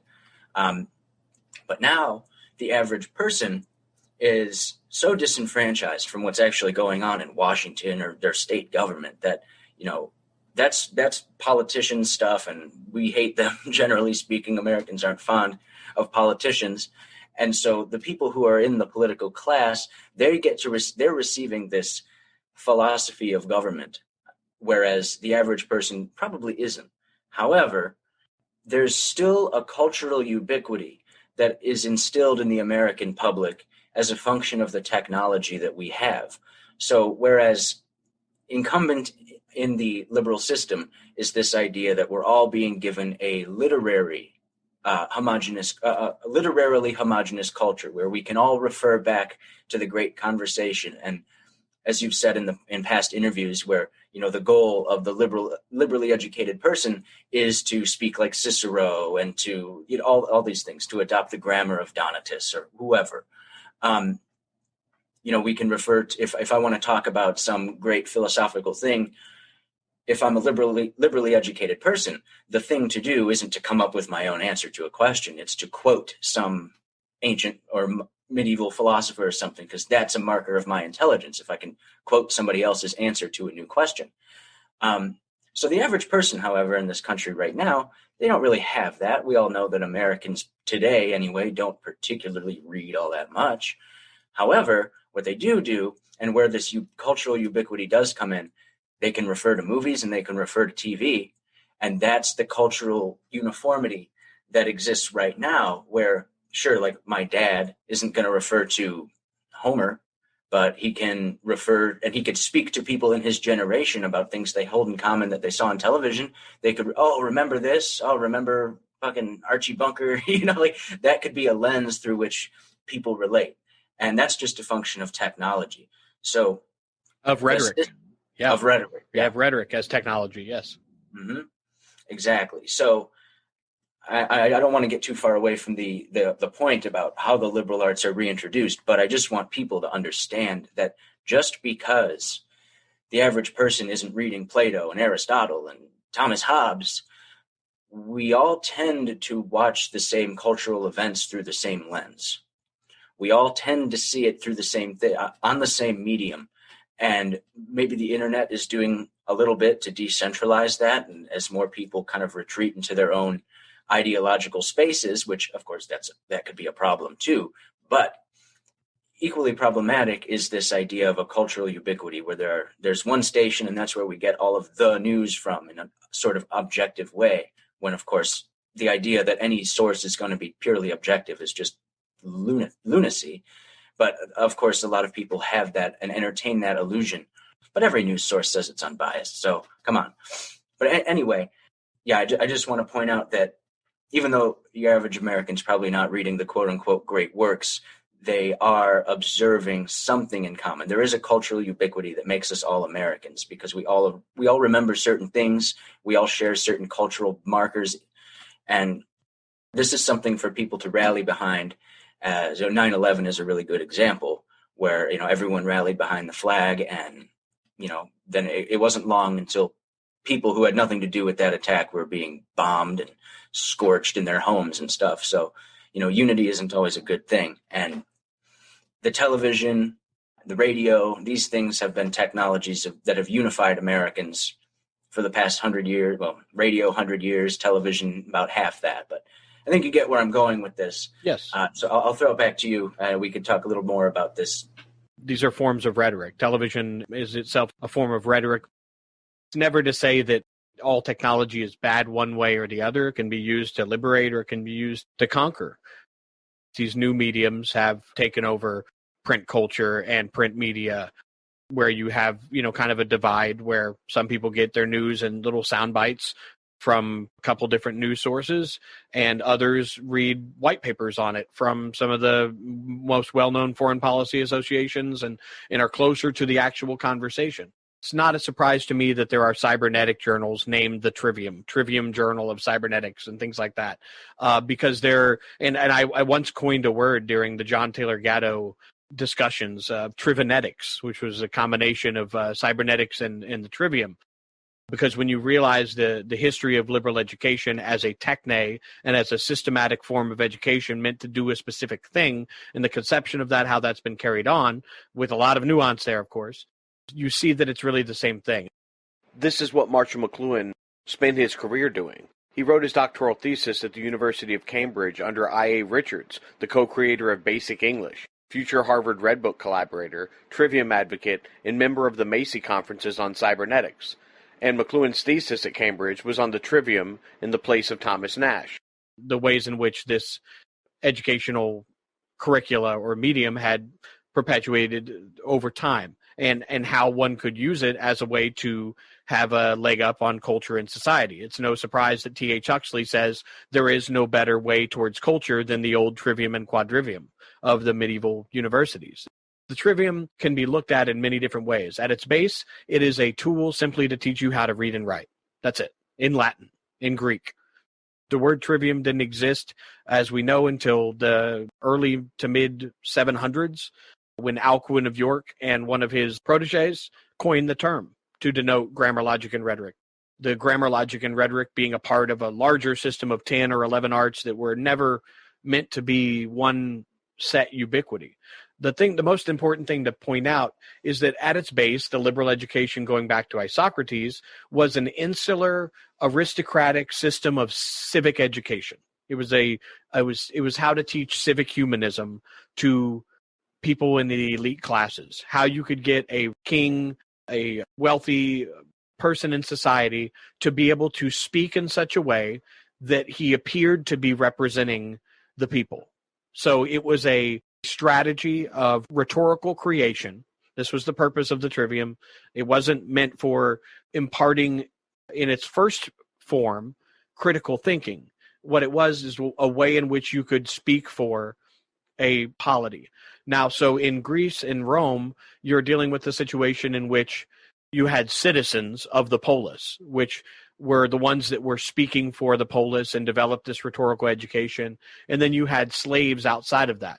So in the former, in Greece and Rome, the former were citizens, and the medievalists were not. The medievalists did not have a polis. There was no polis during this period of time. There was a Christian clerisy that held all of the knowledge, that then created insular and sometimes secretive sects that would learn this knowledge and then get to perpetuate Christian unity to other people. We're talking about the monastic orders, the friars and such. They would go out and find parishioners and create circulars or encyclicals for different political organizations. So the medievalists had no polis, and the Renaissance was really just a rediscovering or reapplication of this form of civic humanism. But this was not the education that was meant to educate Americans. And I'm going to read a passage from Terence Moore from a paper called Limits of the Trivium. There's a lot to get into here as far as the who and why and when, which if you want to make a placeholder there for William Torrey Harris, we can talk about him in a second because it's most important. In this paper called The Limits of the Trivium, it was Terence Moore's attempt. He's of Hillsdale Educational Institution. His attempt to point out the fallacies of Dorothy Sayers' Lost Tools of Learning. And in this, he says that the account of the trivium might itself first seem like a useless exercise in professional pedantry, yet there is more important things behind this story. The ancients and the medievalists had this fundamental difference. The former were citizens and the latter were not. The ancients owed their understanding of life and consequently of education to the polis, or to the res publica, which we talked about in the discussion of Isocrates. The medievalists had no polis. The Renaissance was then not just a rejection of the medieval style of education, but it was a return to the civic humanism of the ancient world, and the education systems at the time followed suit.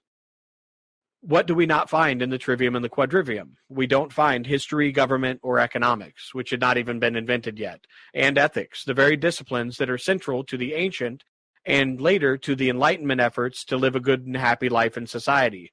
We don't find poetry or art either, though music is in there, and a lot of that is left out. I would recommend that people check out my History of the Trivium with Richard Grove from 2013. And in particular, if you want to get started on this from a ground-up level, check out the Realm of Isocrates podcast that Daniel and I recorded a few weeks back, because I think this really gets to the heart of the purposes of liberal education. Now, anytime we have these kind of conversations, it's always going to be hard for people to not see that we're talking about a large amount of nuance, not trying to make universal statements. That's part of the problem of liberal education itself. There are periods of time in which liberal education means a very different thing. There are also different times of liberal education in which you have an oratorical tradition, and then you have a philosophical tradition, and then you have a whole of history that is misinterpreted where we even got these ideas from. So we have to understand, you have to look at it through a set of different lenses. You can look at it in a first-person lens, you can look at it in a second-person lens, and a third-person lens. But really looking at it objectively is in the ability to stand outside of all of that and realize that human reason is something that is innate to all human beings, not just somebody from the Western culture, not just somebody who has learned the literae humaniores, not somebody that has just learned through these traditions. There is an intrinsic value in what used to just be called barbarian cultures. I mean, hell, half of our knowledge of mathematics wouldn't be what it was unless the Muslim cultures hadn't preserved it, correct? And so we have to be humble to realize that these earlier models can be valuable to people. Earlier models of classical education. Of course, you want to learn what somebody said at the time, because we don't have a transcription of history from what was going on then. What we have is a bunch of myths and poets and stories and one-sided views and things that we have to sort through. But in this country, the only unifying factor that was necessary was law. This was not meant to be surrounded upon language. Yes, they wanted to create an American English, but they just as much respected French and German and Austrian and Russian and Turcoman and all kinds of different places around the world, and that knowledge could come from even the Native Americans. Thomas Jefferson himself gathered treasure chests of different dialects that he thought were going to get lost, and that it would be a loss to all of human history to not try to determine where these original dialects and languages came from that these natives had, rather than viewing them as strictly barbarians. Now, can have a whole nother conversation about the hypocrisies of these people's actions and manifest destiny and all of this stuff. But there are these instances in which they recognize the intrinsic value of the Native American cultures and how they needed to be preserved if we were ever to have a cogent look at what our history is. Whereas imperial thought is, it doesn't matter, we're never going to know. Let's just tell them this one myth and they'll believe it for a long time, and then we'll just tell them another myth when they realize that that's not true. You'll get a Copernicus or a Galileo or a Thomas Jefferson or a Ben Franklin or somebody that comes along and throws off the whole of history by showing a scientific reality that makes all of the other ones null and void. And then, of course, the religious progenitors will come along and say, well, of course, electricity, because God, or whatever. You will not find anything in the Founding Fathers in which they're extolling the trivium and quadrivium as the end-all of all education. The closest you'll find is John Quincy Adams referencing it in one paper. You'll find John Adams referencing general education as necessary, which any polity is going to realize that. And you have to have a way to perpetuate what the reasoning for the American Revolution was. Otherwise, somebody's going to come along with a copy of the United States Constitution and try to undo it. And that was the goal of the Rhodes-Milner Roundtable Project. I was introduced to Tragedy and Hope and Carroll Quigley's work through radio presenters years ago, back in the late 90s. I didn't ever really get to look into Tragedy and Hope and the history of why it was important and who Carroll Quigley was until really after 9/11. I was aware of it. I had listened to podcasts on it. I knew the general, spot pieces that people always hold up as the importance behind it. But I think what's neglected from his work is the cultural aspects of that.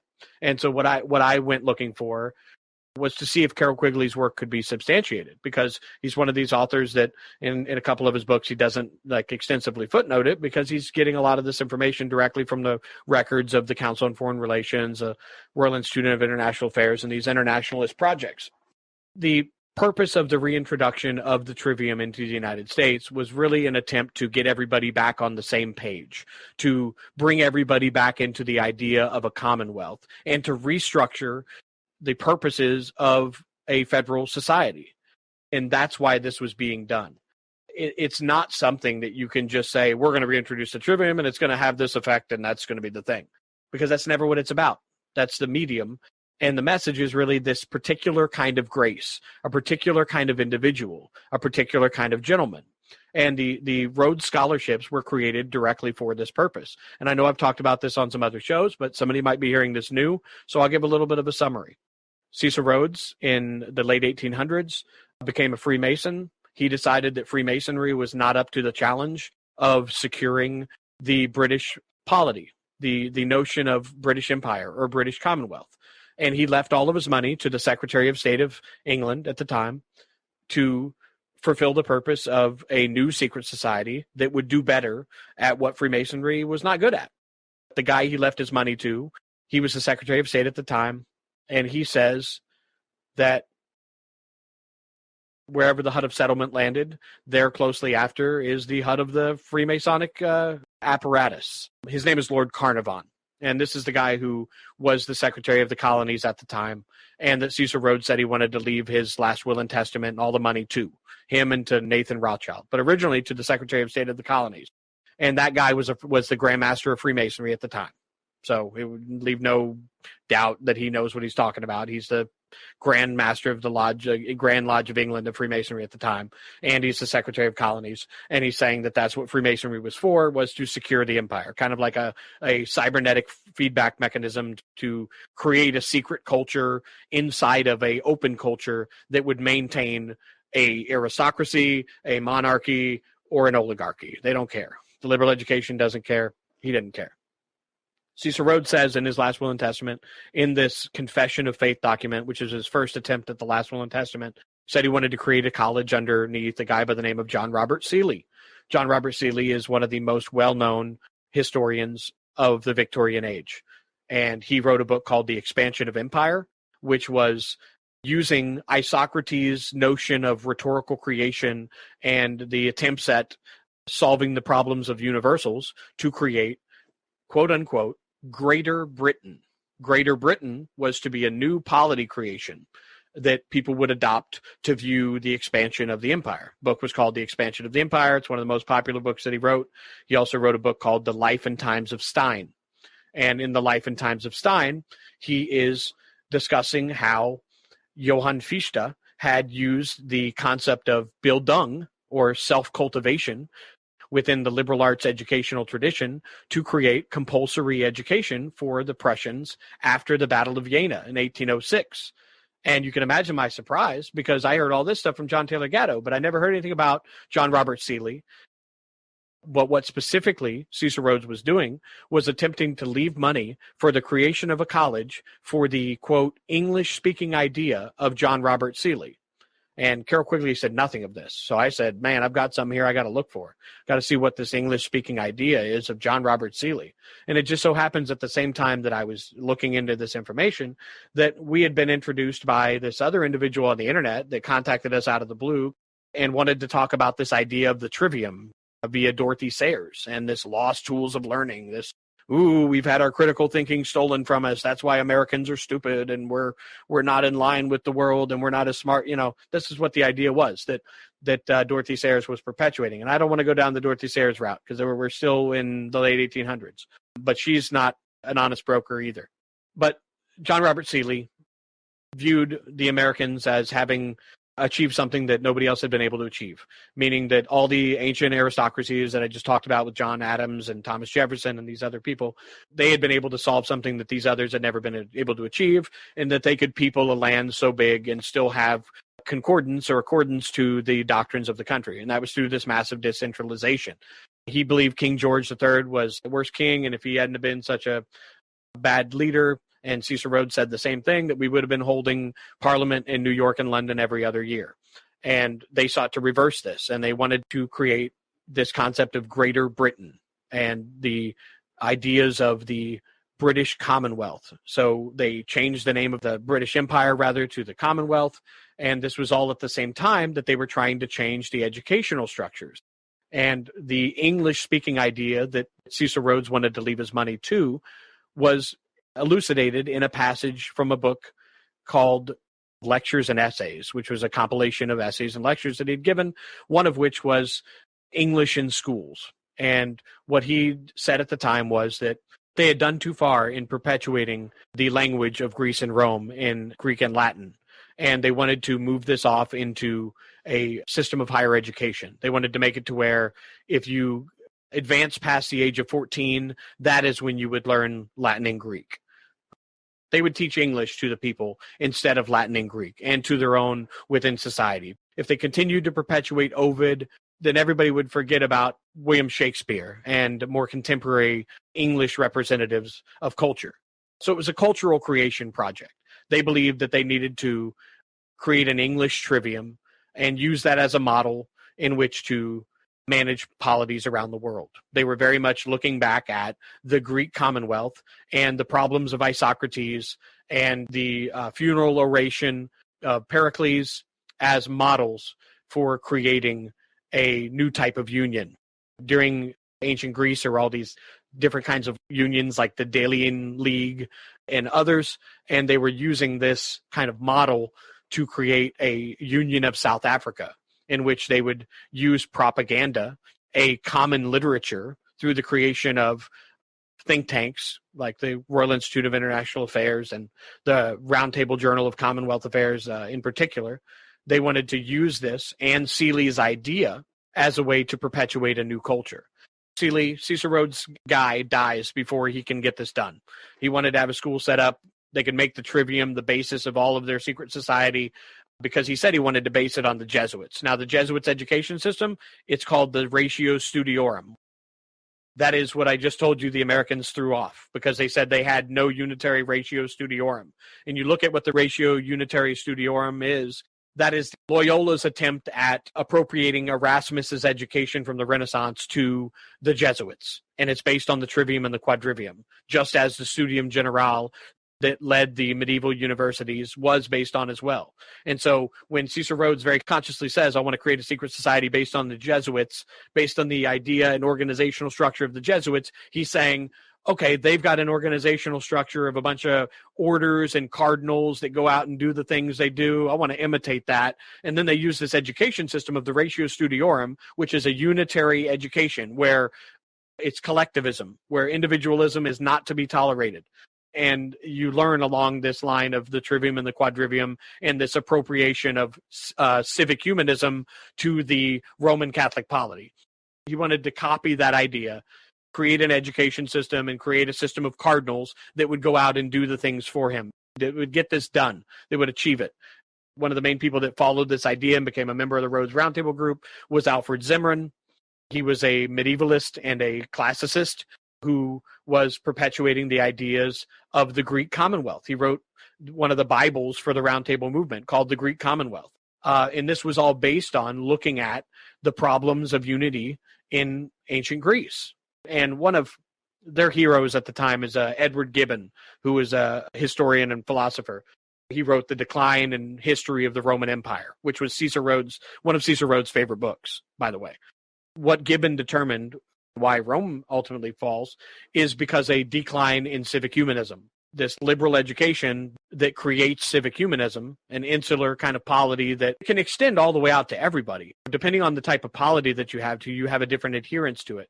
But this was very much based in the idea of a clerisy, a intellectual elite that would hoard this type of knowledge as a means of having the best information. These think tanks were thought to be a bank of information, a repository of information on the rest of the world. And in private letters between Lionel Curtis and Philip Kerr Lothian, who were two of the main collaborators in the Rhodes-Milner secret society plot, that if we have been able to go further than Seeley, it's only because of the technology that we had that allowed us to do so. And the fact that we went out to these individual countries and dealt with them directly and presented the problems to them in a practical manner and brought them into international relations. They used the trivium as a cultural creation tool to then create disciplines from. And this is where the discipline of international relations comes from. Rhodes himself said he wanted to use a copy of the United States Constitution in order to bring the United States back into the empire. They did so by taking Alexander Hamilton's look at the federal problem and applying it to the problems they had in South Africa. Now, the American founders were very fond of using Greek and Roman terms to write anonymously in papers. Some of them were Publius, and some of them were others. They always resisted using Pericles. John Adams himself spoke out against Pericles, and Jefferson inquired on him as well with John Adams. And all of them refused to use Pericles. The only one that used Pericles was Alexander Hamilton. And that was after a certain period of time. He had spoke poorly of Pericles as well. But when you read Carroll Quigley's works, Tragedy and Hope, you find that their entire project is based in this funeral oration of Pericles, and the larger problem of Pan-Hellenism wasn't as much in the minutiae as much as it was in the attempts at creating a ubiquitous polity. And that's the problem they had at the time. The problem they had at the time was that the British Empire was being viewed negatively. They were trying to bring India into the empire, but they didn't want it to really have the representation that it would based on population number. So they started creating all these other half-hearted attempts to maintain power. They said, okay, India, you've got millions and millions of people. What we're going to do is we're going to create a system of diarchy where you'll have two rulers that you'll vote for, and then those will be your representatives in the parliament, rather than saying, well, per million people, you're supposed to have this amount of representation. That would have given India way more power in the British Parliament than they ever wanted them to have. They didn't want them there at all. They just wanted to subordinate them. So they created, like Lionel Curtis created the system of diarchy. And Lionel Curtis is the same person that writes the book Civitas Dei on how to create the kingdom of God on earth, a world civic humanism. They realized they were never going to get that out to everybody. So what they did was they created the Rhodes Scholarships. And the Rhodes Scholarships were intended to take 2 students from every state in the country, more than any other country around the world, mind you, the best and the brightest, and they would send them over to England. And at the time, the main thing that they would learn was Latin and Greek, literae humaniores, which was the literature humanities, which is the basis of the medieval university that the Rhodes Scholarships were meant to mimic. And they thought that this would create a certain type of individual. John Taylor Gatto is an educator who taught for over 30 years within the public education system. And what he prized was open source learning. Rather than following the Bloom's taxonomy or the Carnegie credit system of his time, which were essentially the common core of today, the idea that there needs to be a ubiquity and standards for everybody that they have to learn, and that we don't have, something in us and ourselves that we want to explore. We can only find it within these, set occupations that we can go get jobs for and take out loans for and all this stuff. He was against that. So if he had students in his class that were just about comic books and that's all they cared about, he would say, I'm going to ask your parents if it's okay if you take some days off and go study comic books and go learn the techniques and things and see if that's what you want to do. Or somebody else who was all they cared about was swimming. Okay, go learn the depth and length of every pool and the buoyancy and the, put it all into a book and you have something for yourself. So he was all about like the opposite of the trivium. The only reason that he was asked about the trivium in the ultimate history lesson was because Richard and I and others had just been introduced to this idea of the lost tools of learning by Dorothy Sayers, who John Taylor Gatto knew about as a writer of detective novels and things like that. But he took the papers we gave him, went back to the hotel and studied them, and then came back and talked just like he would as if he was some other place that they asked him about something and he thought he should know about it. But you'll never find in John Taylor Gatto's works where he's saying that the Prussian education system overtook liberal education and that's the thing that was lost and all of that. No, you won't find anywhere in his work in which he's doing that. What you do find is that he's constantly going after the people that instituted the trivium in the United States.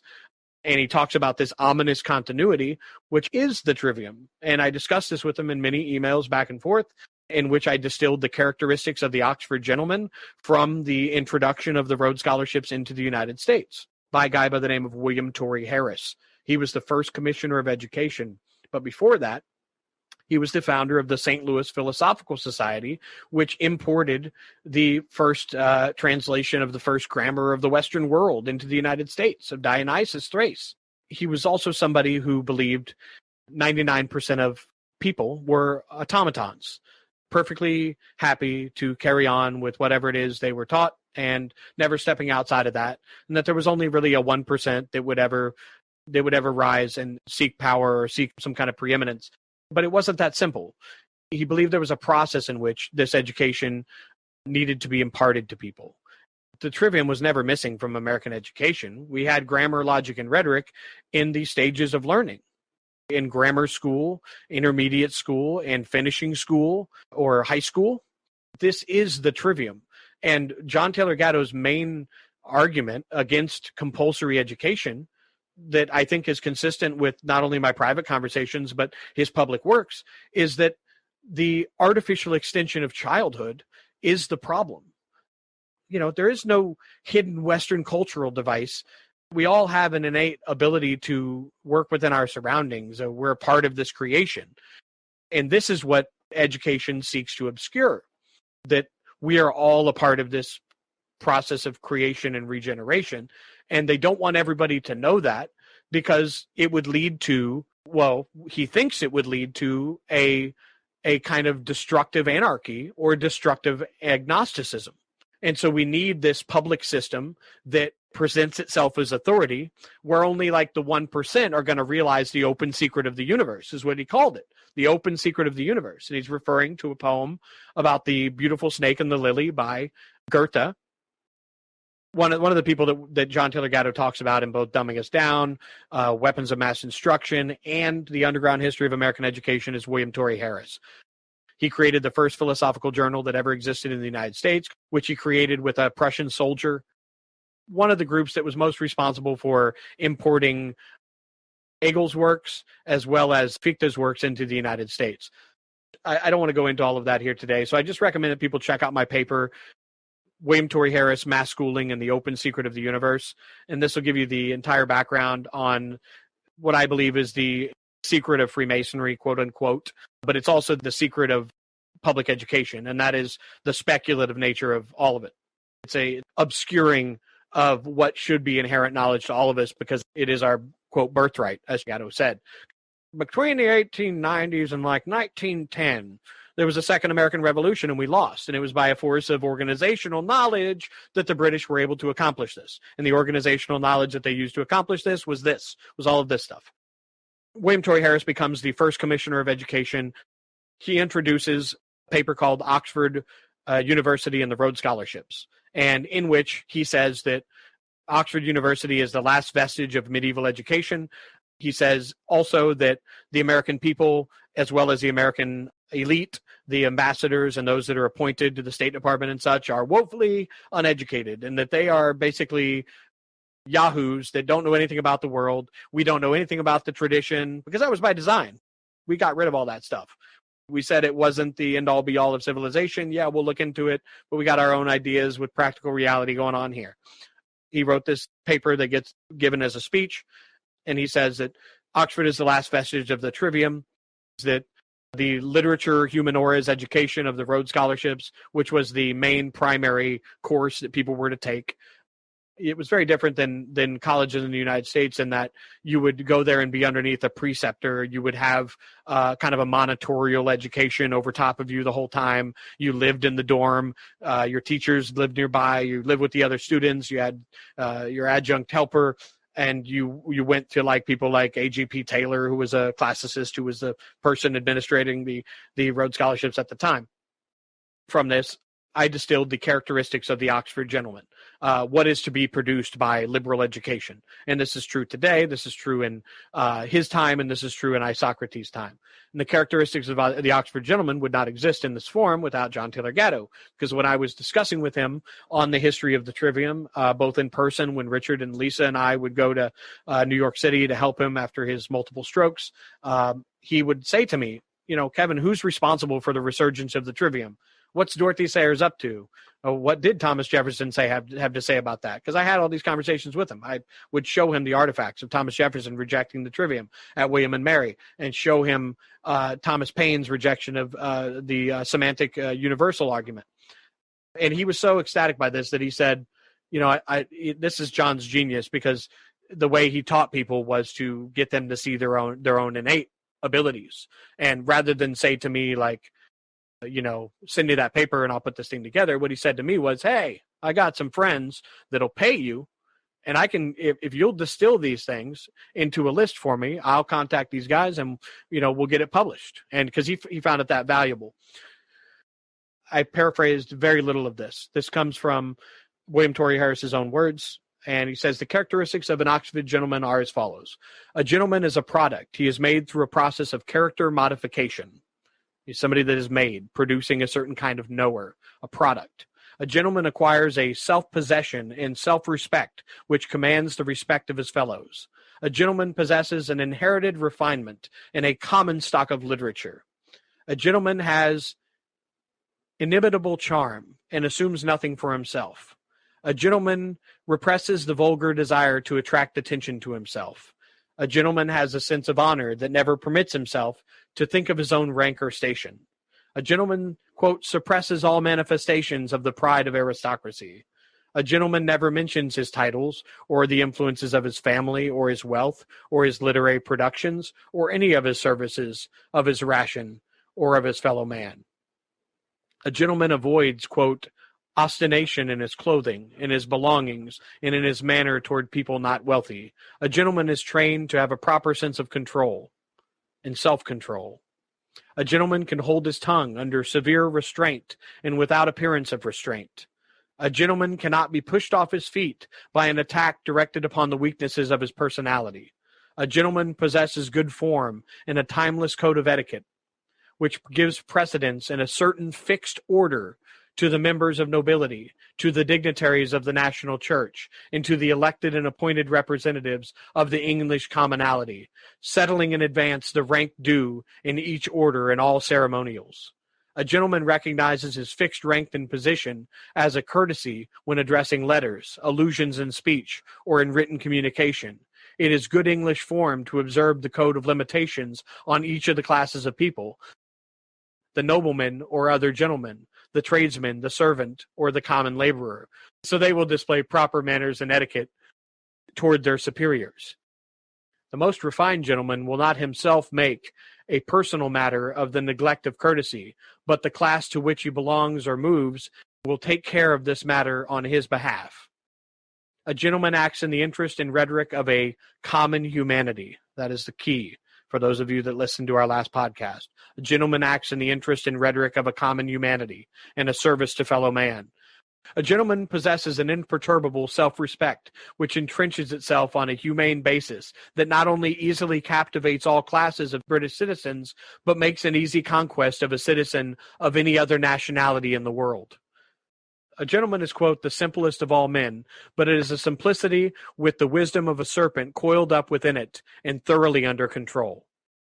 And this is from Oxford University and the Rhodes Scholarships by William Torrey Harris, United States Commissioner of Education, and it was printed in the Addresses and Proceedings of the Annual Meeting of the National Education Association in 1903. I believe it said Progressive Association, but it's the National Education Association of 1903.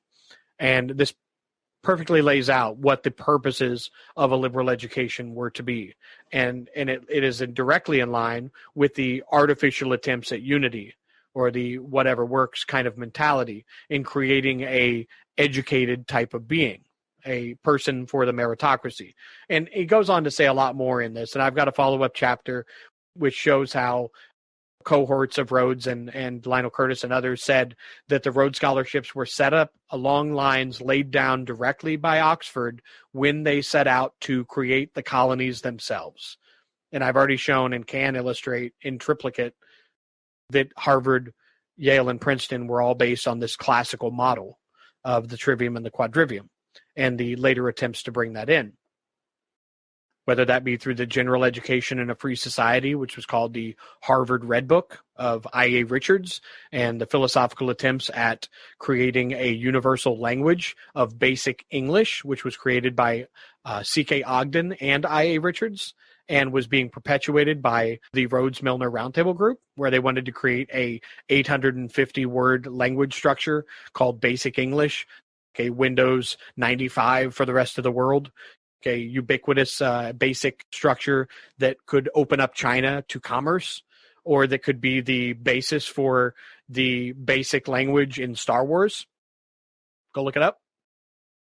It's all based in this idea of trying to have the lowest common denominator of coherence. But new criticism of I.A. Richards was based in a similar thing. And this is where cybernetics comes in with the logical positivists and those at the Vienna Circle, Ludwig Wittgenstein, and then his influence on Norbert Wiener. And Heinz von Forster, the creator of second order cybernetics. A whole nother conversation would be amazing to have. But I.A. Richards, who came to Harvard and said he wanted to reinstitute the trivium, said that national language had taken too much preeminence, and that the solution to that was the reintroduction of the literature, humanities, and the trivium, and how to read a page, how to read a book, Mortimer Adler, and how to read a page, I.A. Richards. But it wasn't just them. Dorothy Sayers. We could do an entire show, and should, probably, on Dorothy Sayers and the koinonia and the idea of the Christian clerisy that was set up by the Moot and J.H. Oldham and the Rhodes Roundtable Group, and how it was all in homage to Samuel Taylor Coleridge, who wrote the Rime of the Ancient Mariner, where the sea captain who kills the bird gets the albatross around his neck or whatever, said to have three individuals that are meant to represent the trivium, grammar, logic, rhetoric within that, but I lost that reference about 6 years ago and I can't find it. I know it's in my head and I know it exists. So Dorothy Sayers was a fictional writer. She was a very odd person for society at the time. Women were not usually respected in literary circles, and she's somebody that was working with the Fabians, working with the coefficients, working with J.H. Oldham, T.S. Eliot, and others in trying to solve the problems of Christianity at the time and the secularization of the arts, which she saw as the biggest problem in the world. And she was a member from 1937 to 1947 of the Moot, which was in homage to the Rhodes Roundtable Group. The Rhodes Roundtable Group used to meet at Plas Newydd and some of these other castles and locations, and they would have what they called moots, where they would get together and discuss these ideas, and they would trade eggs and moots. Eggs were unpublished books that they didn't want anybody else to read, that would then be refined into a publishable version of that book that was the actual rhetoric they wanted people to read. But if you could actually get a hold of some of these eggs, you find that they contain information that the others don't. And they were just, papers and books that were just meant for people on the inside. Dorothy Sayers becomes a member in 1937 of this group called the Moot, which was created by J.H. Oldham. J.H. Oldham was the guy that the Rhodes-Milner Roundtable hired to go to South Africa and help with the unification of South Africa. He was also a very religious man. He worked with Tansley and Jan Christian Smuts and those that created the concept of holism, which is not divorced at all from this conversation, because holism is just basically an artificial unity created to perpetuate whatever they wanted to accomplish in the first place through organic unity as a strategy, which I've also written a paper on my website. But Dorothy Sayers was a member of this group, and what they were trying to do, they believed themselves to be the legacy of Samuel Taylor Coleridge and his idea of a Christian clerisy. Now, the Christian clerisy idea goes all the way back to the people that Isocrates was educating, or the different groups under Plato. You can place it a lot of different places, because these are general ideas of creating an aristocratic elite that would make decisions for the whole of culture. Because the problem of universals applied to politics is that you can't have these types of unity unless you actually have this type of insular elite. This is what they sought to do. They viewed the liberal arts as having been distorted by sociology and psychology and science and all these new ideas that were coming online and ways of looking at the world. Whereas what is sociology and psychology, they're like a third party stepping outside of the system kind of thing. But Neoplatonism and a lot of mystical theosophical ideas had been fused with Christian thinking. And then on the other side of that, fused with scientific thinking for like a long time in that period. And she saw this as a problem, especially in her institutions. She was in debt to John Henry Newman, one of the bishop, the Church of England. And Cecil Rhodes actually left him as one of the people in his will as well, but he died. She saw introducing liberal education as a way to secularize Christian aesthetics. And if anybody wants to question me on that, go get a book called Our Culture Towards a Christian Aesthetic by Dorothy Sayers, in which she lays out how they need to secularize Christian values. And at the same time that she's doing this, at the end of this project of the Moot, she writes this paper called The Lost Tools of Learning, which is in 1947. She gives this at like some kind of a summer school academy as a speech. At the same time this is happening, this is when they're discovering the Dead Sea Scrolls. And so like the Lost Tools of Learning makes a lot of sense if you want it to sound esoteric and something that was lost, especially when they're discovering all this stuff that might reorganize the way you look at the Bible. And it's some Indiana Jones type stuff, as I've said before. So she names it the Lost Tools of Learning. And she says that we've lost the medieval trivium. And the medieval trivium was just this, way of critical thinking that And it was all bullshit. I hate to say it that way, but it was just bullshit. She makes up these different levels of the pole parrot, different stages of when she thinks learning is appropriate. She believes that you can only learn this at a certain age. You can only learn this at a certain age. You can only learn this at a certain age. And she believes that critical thinking as a result is just totally gone. Now, the scientific method, did a long way away with a way of studying literature and coming about critical thinking, because you could scientifically verify a lot of the things that you were trying to do philosophically. Which is a problem for her, because she saw this as a way that Christianity was going to die, and that the only way that she could push this is to secularize it. So she takes this Christian logos idea, the Father, Son, and the Holy Ghost, and appropriates it to critical thinking within the trivium and sells that as an idea. And I doubt she thought it was going to get a whole lot of pub. She wrote a book called Our Mysterious English, which got way more pub than this. She even got to come speak at the Royal Institute of International Affairs. And in that, she says Americans have sing-songy speech and that are basically like bastardizing the English language, and that we should never adopt their puerilities and all this other nonsense. And she talks about how the British went around the world and conquered the world in a fit of absence of mind, which is exactly what John Robert Seeley said. Nobody cared. It was just the great pirates of Buckminster Fuller, and we just accomplished all this, and then just because we had the best ideas. There is no lost history of critical thinking and reasoning because, well, we've already had that conversation in the first part of the show. Reason is innate. It is the linguistic nominalistic rejection of authority to be able to say, no, you don't give that to me. I come with that. I came straight out the box with the ability to do that. Yeah, I needed an OS from my parents. They gave me some language, and there have been studies on this kind of stuff, it would be very easy to create one, but it would involve a lot of human experimentation. It would probably be unethical. You get some people and you have them create a whole new language and they teach their kids only that language. You're creating a whole nother system within that. And who's to come along and say that kid doesn't have logic because his parents taught him a metalogical construct of what that previous language structure was or whatever. There are ways to easily explain this very grandiose idea. It's a very important idea that we have innate human reason. Whether or not you want to say that is what separates us from animals or whatever, I don't even think I'd go that far, because I've seen dolphins do somersaults right after a person did, and I've seen elephants painting, and you could say, whatever. We can go into the whole nature versus nurture argument and all that, but most of our domination of animals and stuff like that depends on us not having this conversation, so let's save it later. That's what it really comes down to, And so we've gone through some of those things with what a liberal education is. She said she had this Lost Tools of Learning. It wasn't just her. T.S. Eliot was a part of the same group. And I have private letters of T.S. Eliot right before the Moot took place, in which Scott Buchanan, an American philosopher, was writing to T.S. Eliot and saying, hey, man, I'd really like to learn about the trivium. And T.S. Eliot says, hey, Jesuit priest guy down the road who I talk to all the time. I've got this American philosopher who wants to know about the trivium. You want to talk to him? And how about we all get together and we have a meeting one day? And this is all in his book. It talks about it. Now, who's Scott Buchanan? Scott Buchanan is a Rhodes Scholar who was a classmate of Stringfellow Barr and Clarence Strite.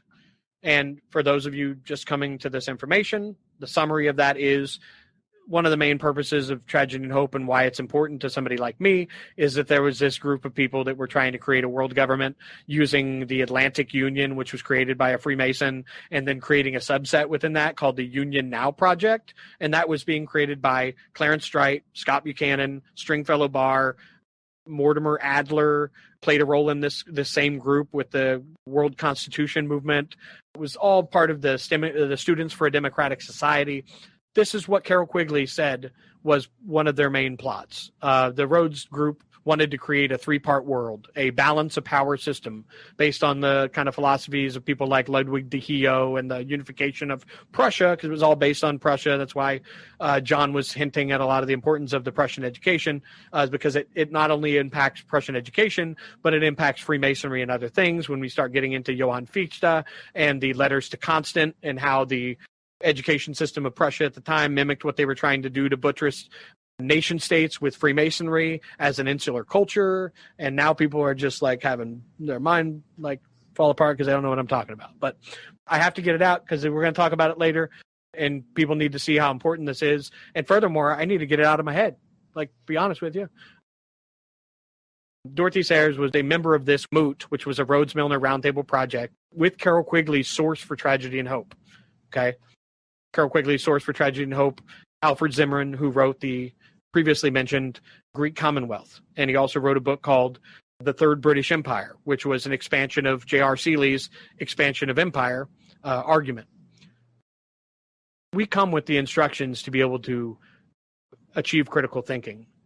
If it helps people to use the words grammar, logic, and rhetoric in order to do that, I'm not somebody that's running around telling you don't, do what helps you or whatever. I wouldn't want anybody to do that to me. For me, I'm perfectly fine realizing that I have the ability to sense, I have the ability to perceive, and I have the ability to make judgments.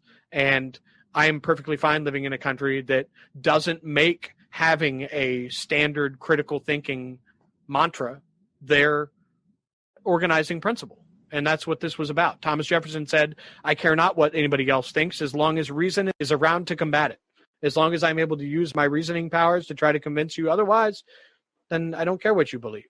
Whereas these earlier systems where this is what you believe, you get slapped on the arm if you don't say it right, you don't know the right answer, you're not in line with our thinking, oh, God forbid you disown all of it, then you're excommunicated.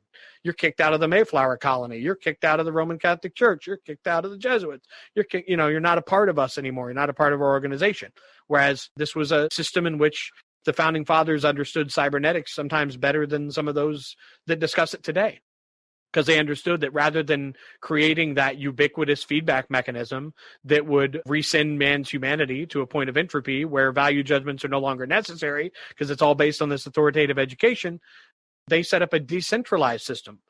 Freedom above all, freedom of religion, freedom of thought. Of course, it didn't end up the way they planned.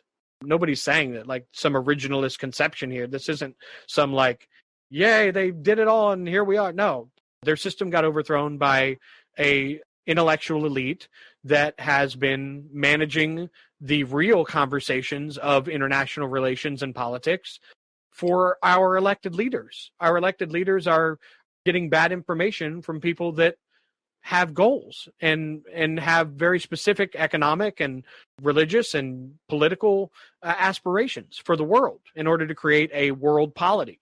And that's what the great books of the Western world pointed to. And I can, anybody who wants to call me on any of this, please do, because I will show you from these people's own writings, from the people that originated it. There was a goal of creating a specific type of polity and a goal of pretending that the trivium is a critical thinking tool. Whereas the guy who's responsible for its importation into the United States, even pre-Dorothy Sayers, said all of that should be done in a laboratory with the scientific method. I meant to impart no tool for critical thinking, for learning all subjects, for achieving total knowledge. I merely meant to teach how to read. That's what he said. So it's all of this stuff.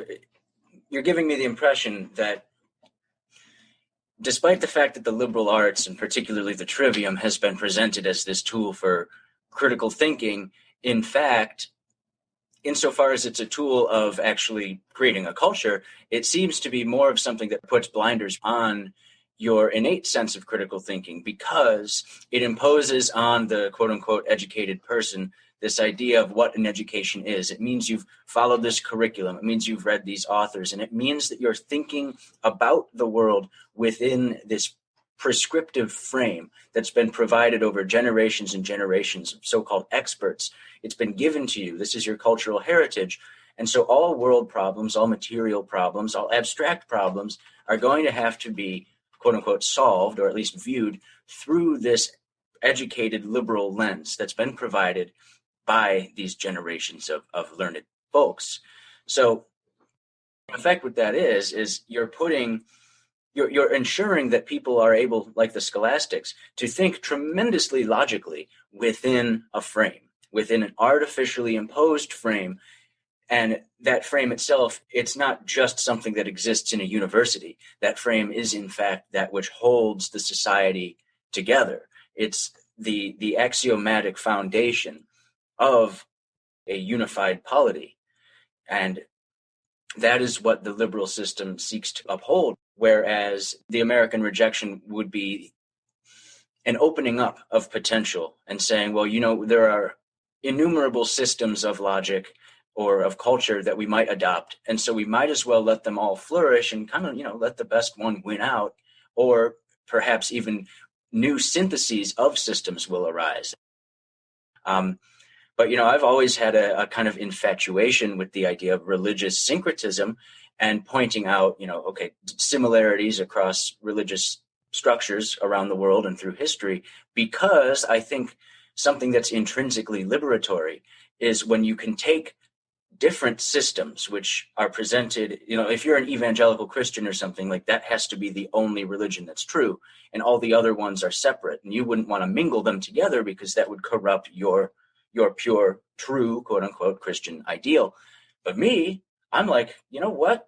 I like when they meld together. I like seeing how they're similar and how they're different. And to me, that's like the essence of liberty, is taking from here and taking from there and seeing if these systems can coexist or perhaps mingle. Maybe we can create an even better synthetic system, just like the Enlightenment thinkers and the scientists of the day were saying, you know what? What if we put this material together with this material? No one's ever done that before. And well, guess what? Now you just invented something new and useful. So I think the same can be done with systems. The problem with the liberal arts system as it's been presented, and certainly as it was used and is being used by these neo-imperialists, I guess, if we want to call them that, the system of the Anglo-American Empire, which says, unify people based on their language. There's certainly a utility in that, and there's maybe elements of it we could agree with if we extracted them from the logic of the system. But the problem is this liberal system says you can't do that. This has to exist within the system. If we're adopting this universal polity, then you have to accept all of these other things. Just like I could say I like the disputation aspect of scholasticism, and so I personally can pull that out of the scholastic system and say, I think it's a great idea if we're going to debate something that, you make your point, and then before I make mine, I should clarify that I actually know what you said. That's a great idea. The problem with the scholastics themselves was that, well, it comes as a package. And so if you're going to use disputation, well, then you have to accept the authorities of the auctors. You have to accept Cicero, Ovid, Donatus, all of these people as authorities. But I think, and perhaps it's my American spirit showing itself, but I said, I don't have to do any of that shit. I can take the disputation method and do whatever I want with it. And I think personally, so long as I'm not using it in a way that actually contradicts any, like I'm not using it in an internally contradictive way. I'm using it consistently with reality to test things and to compare and contrast ideas with each other. So long as I'm not like just blatantly making shit up, then I don't really see a problem with it.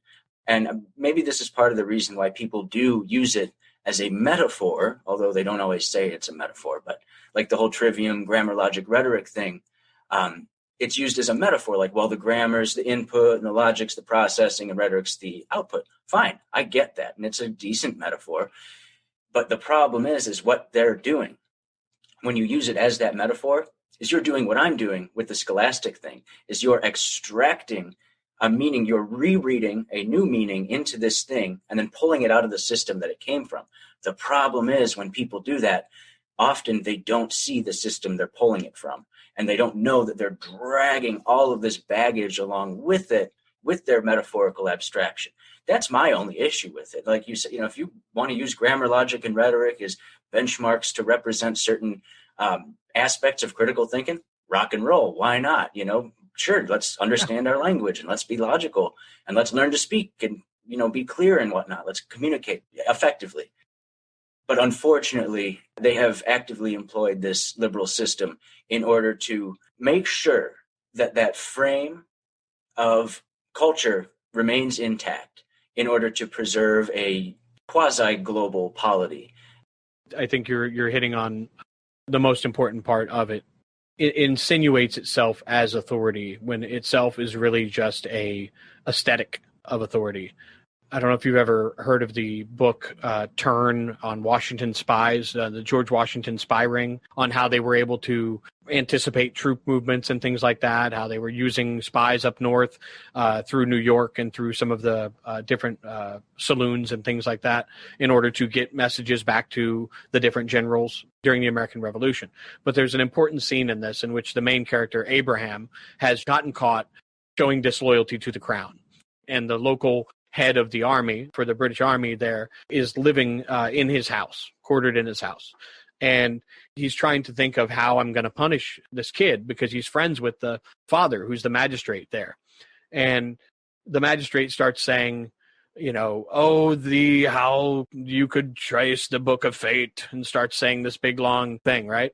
And then British soldier looks over and says, "Oh, magnificent. Have you taught your trivium to your son? Have you taught your trivium to your son?" And Abraham, the main character who's fighting for the American Revolution, says at that time, "No man is above the law." And it's just amazing, like that this cultural representation of exactly what the hell I'd been saying. And I used it as the beginning of one of my songs. I have a song that's about the trivium because I'm that kind of guy. It's called Letters to Isidore.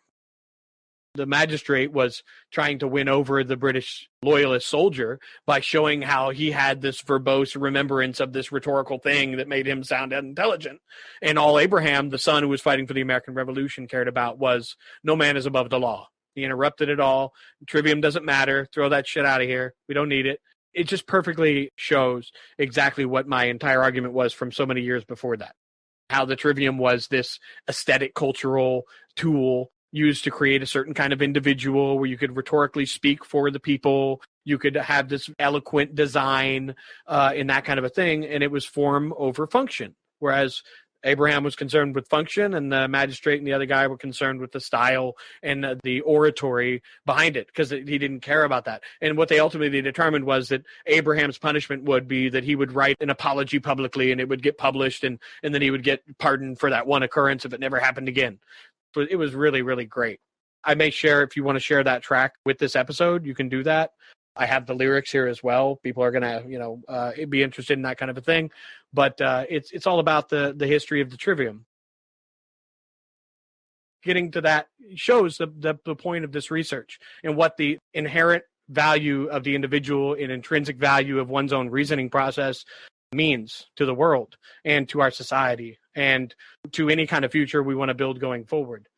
And essentially where a lot of people are going to fall in this is going to be determined on what their ideology is. And if you really want to talk about critical thinking, you have to be able to separate that ideology. You have to be able to separate the people you believe are the nefarious ones doing the thing and actually show that that's the case. Otherwise you have no standing. You've just got a narrative that sounds plausible, that might draw people rhetorically to your vision, but it's not the truth, and I'm concerned with the truth. When you're looking at historiography and things to make blanket conclusions, and that's the biggest challenge within any of this research. You can't really do that. You have to do it from an individual perspective. Also have to do it from a perspective of separating your ideology from the greater whole of it. If I'm looking at this from a evangelical Christian point of view, I'm going to view the loss of the Christian trivium as a terrible thing. you know? I don't view it that way. That doesn't mean I don't agree with like some Christian teachings and that there are morals and beliefs and things within that system that are good and a lot of others that are terrible and stoning people and awful shit. So what you're saying is the case. That's what John Taylor Gatto rested so highly on open source education and was open to unschooling and open to other ideologies and even open that half of the stuff he said throughout his whole career might need questioning sometime. What I learned through a process of refinement and constantly looking at it and sorting out the contradictions and sorting out where there might be ideological aspects to it. I doubt there are many anarchists out there that should be running around saying we should all use the trivium and create a civic humanistic society that has a government. Like, I doubt that's going to be the case. What it's for is the creation of a ubiquitous type of polity.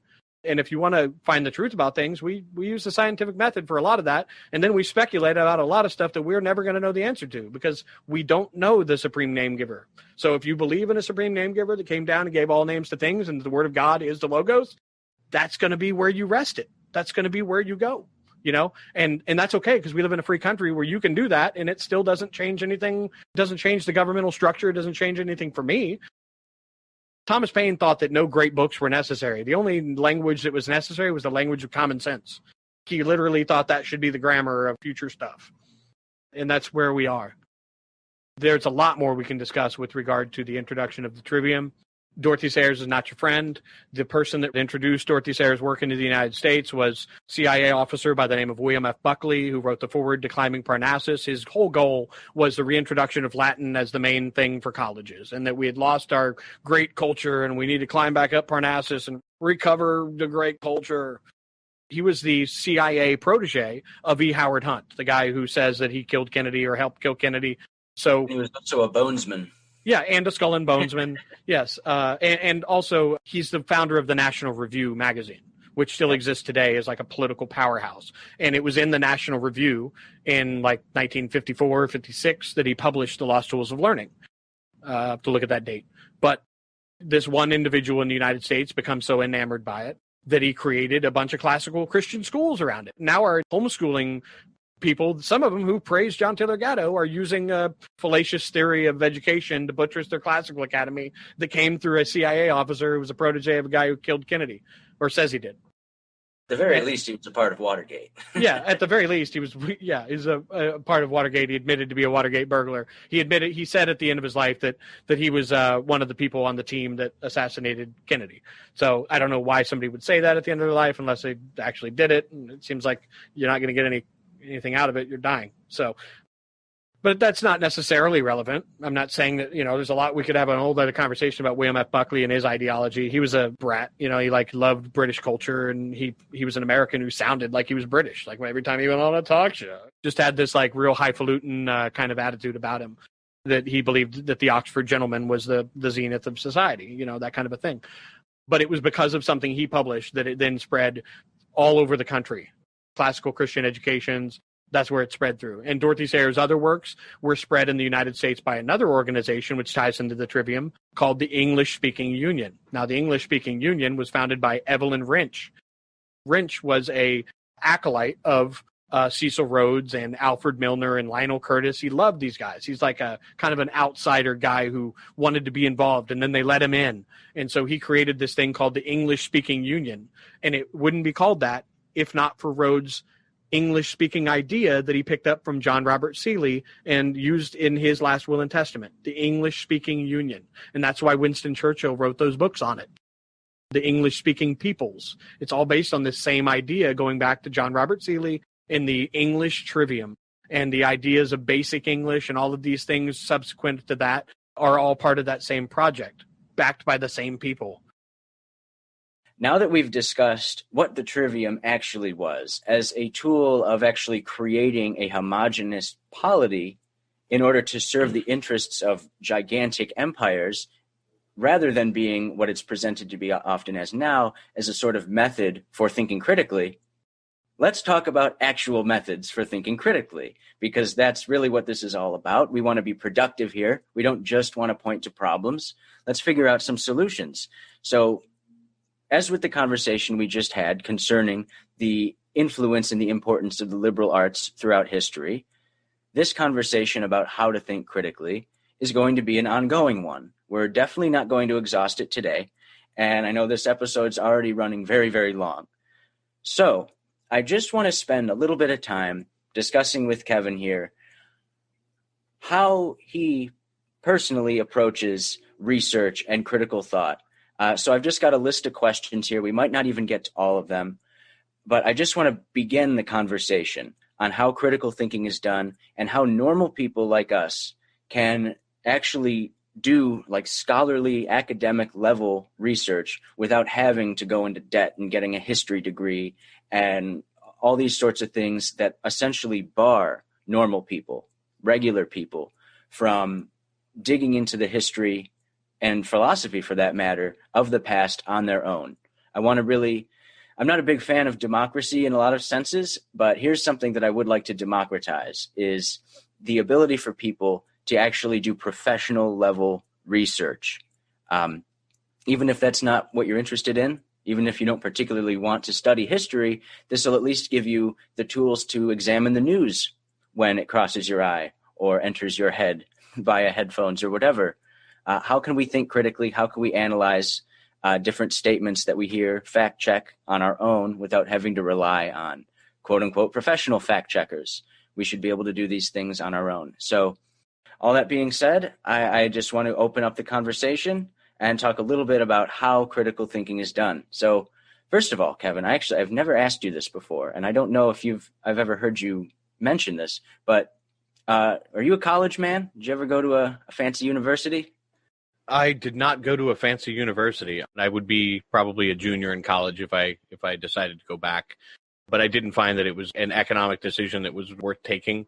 If I had been going for a specialty to be a neurosurgeon or get my Juris Doctorate or some other thing, then maybe I would have gone that path, or to be a professor at some university.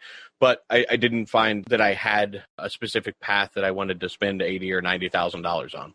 Right. Well, it's surprising to me and not surprising to me, because on the one hand, college to me just seems kind of like a waste, to be perfectly honest. But the way that you do research and the quality of your work that I've observed over the years, it certainly gives the impression that you've got some sort of training almost. Did you teach yourself how to do this kind of research, the like really deep historical research that you do? Because I mean, it certainly seems like professional historian level. Well, I really appreciate that.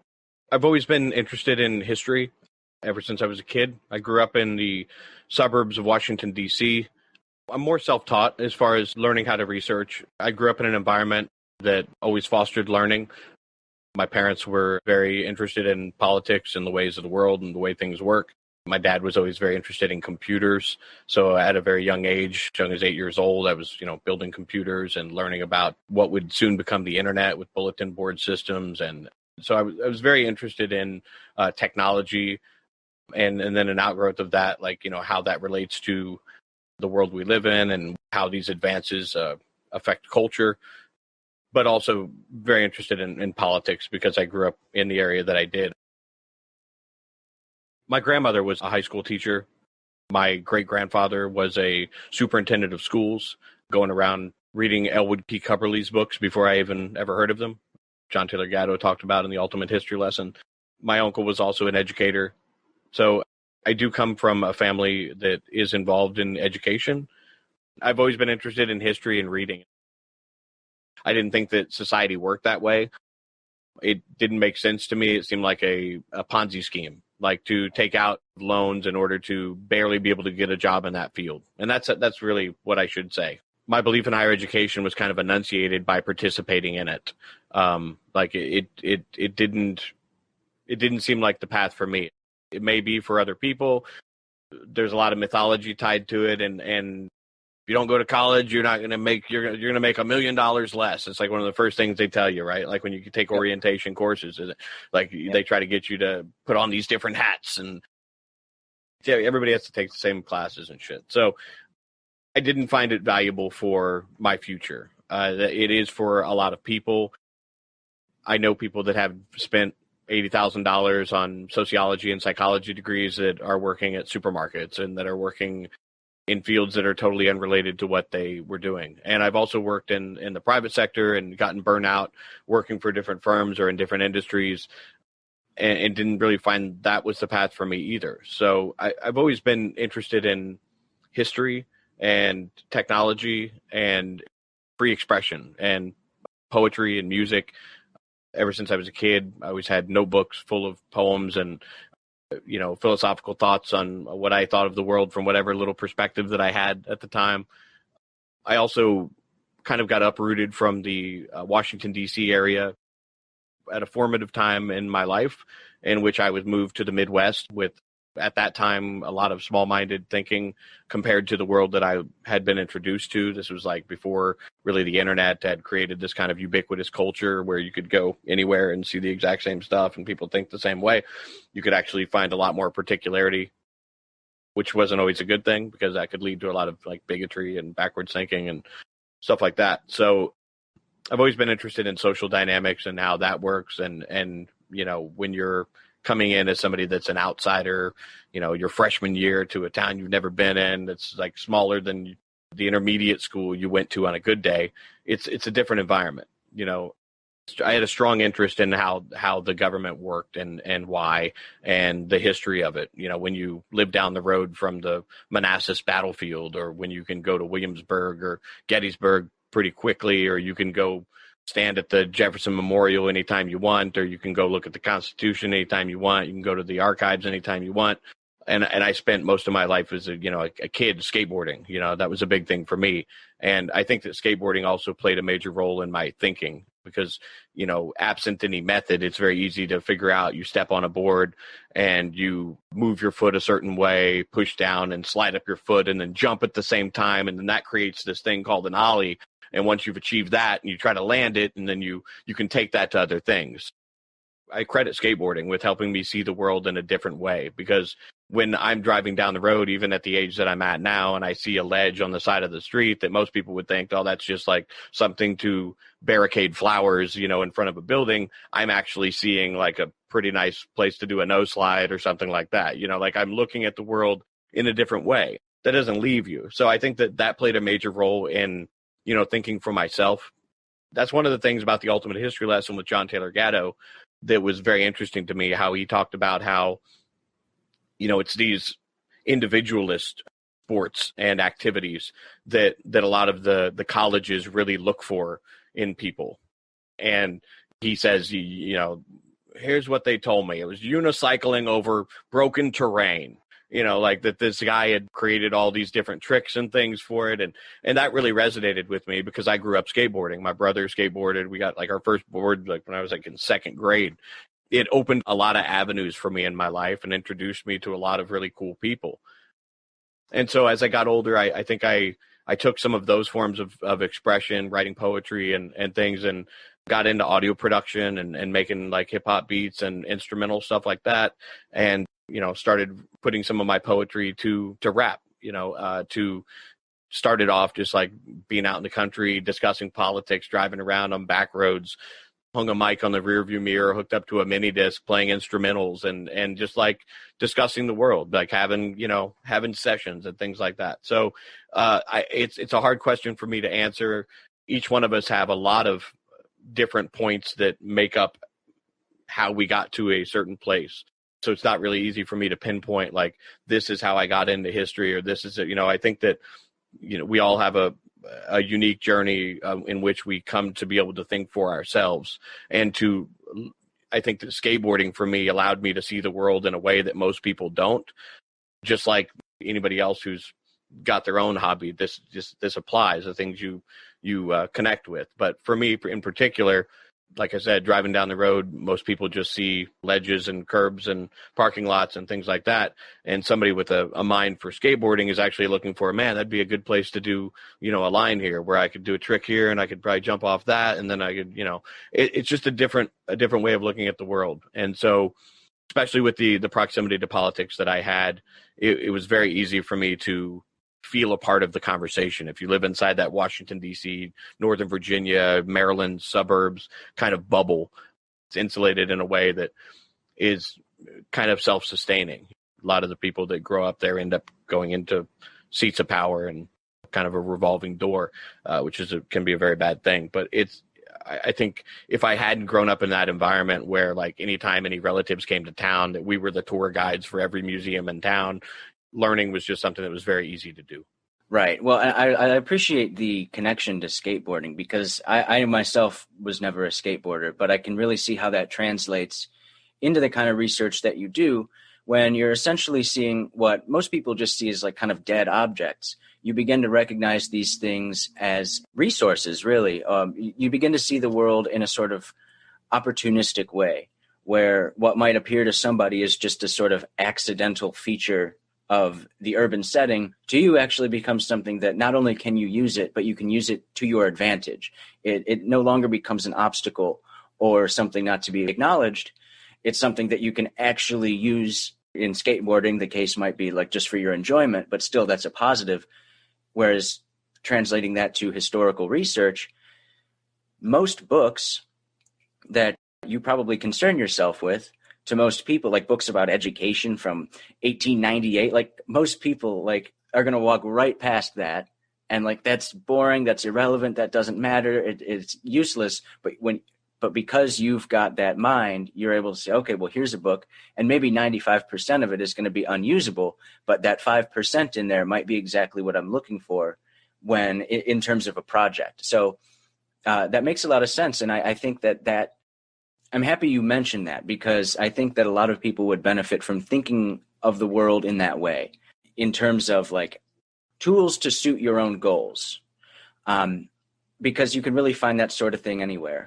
And so when you're looking at the news or if you're reading a book, you might see something as mundane, but if you're thinking about it a little more creatively, you might actually recognize something that applies to a larger picture. So an article that might be boring or seemingly idiotic, even if it's an article that you disagree with, well, then you're going to have to wrestle with that and see, well, why do you disagree with it? What's wrong about it? What's right? Maybe I'm the one who's in error here. What am I taking for granted? All of these things, I see how that maps to skateboarding, because you've also got that provision of, if you hop on that ledge the wrong way, well, there's the provision of the ground plus gravity that's going to correct you real quick, like Gatto's Art of Driving. The bit from the book, which Brett Venat read in a YouTube video, is one of my favorite things I love to show to people. Where it's like, you're going to learn real quick to be careful when you're driving, because there's no court of appeals for stupidity on the road. So yeah, I've got this list of questions, and I just want to blast through it with the time we have left. And these are subjects that we'll come back to time and time again. I really look forward to actually working with one another on research projects. And so maybe in the future, we could actually do a show where we live, real time, do research together and talk back and forth just to show people this is what this looks like, kind of give a walkthrough example. So that being said, just nutshell answers to really big questions. So here's a good one. The first one on my list is, how does an independent researcher get over self-doubt? What I mean by that is the self-doubt of not being a professional. I'm just some schmuck. Who am I? How do you get over that? Don't go into it with that ideological investment at all. Be open to be proven wrong on what you think is the case in reality, and realize that a lot of people just hold credentials and not the actual facts necessary.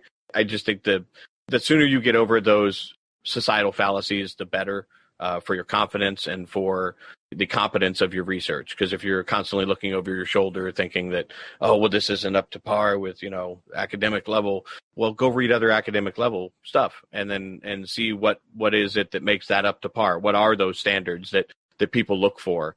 Maybe you're not being objective enough. Maybe you're being too objective. Getting over self-doubt really just comes from putting in the work and realizing that you're just as competent as anybody else, and maybe more, because you have the interest. A lot of these people are getting paid to write these papers. You're doing it because you like it. On this issue, what I said in my very first episode was, look, I don't have any laurels to rest on, so I've got to be really good about what I do. So that it adds to competence, ideally. All right, next question. How does a research project begin? Really, for me, it begins as a coalescence of data. When I have enough data points that I feel like I can present a better picture of what I think is going on, I don't go out of my way looking for a thesis on something. I read a lot from a lot of different sources, from people on both sides of an issue, in order to see what the nuance is and to try to place it within its time. So for me, a research project begins with some kind of passionate spark that's just like, oh, wow, like that's a really important point that's never been talked about before. Why was Pestalozzi doing that thing at that particular point in time with this other guy who, hurt her, or what, whatever the point is. And I catalog these things in my mind, and I decide in some kind of priority in which I want to pursue that project.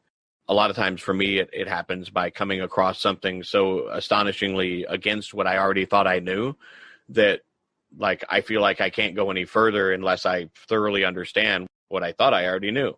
So a lot of times a research project that I'm just doing for myself begins by, wow, that's a contradiction to what like everybody thinks is the case.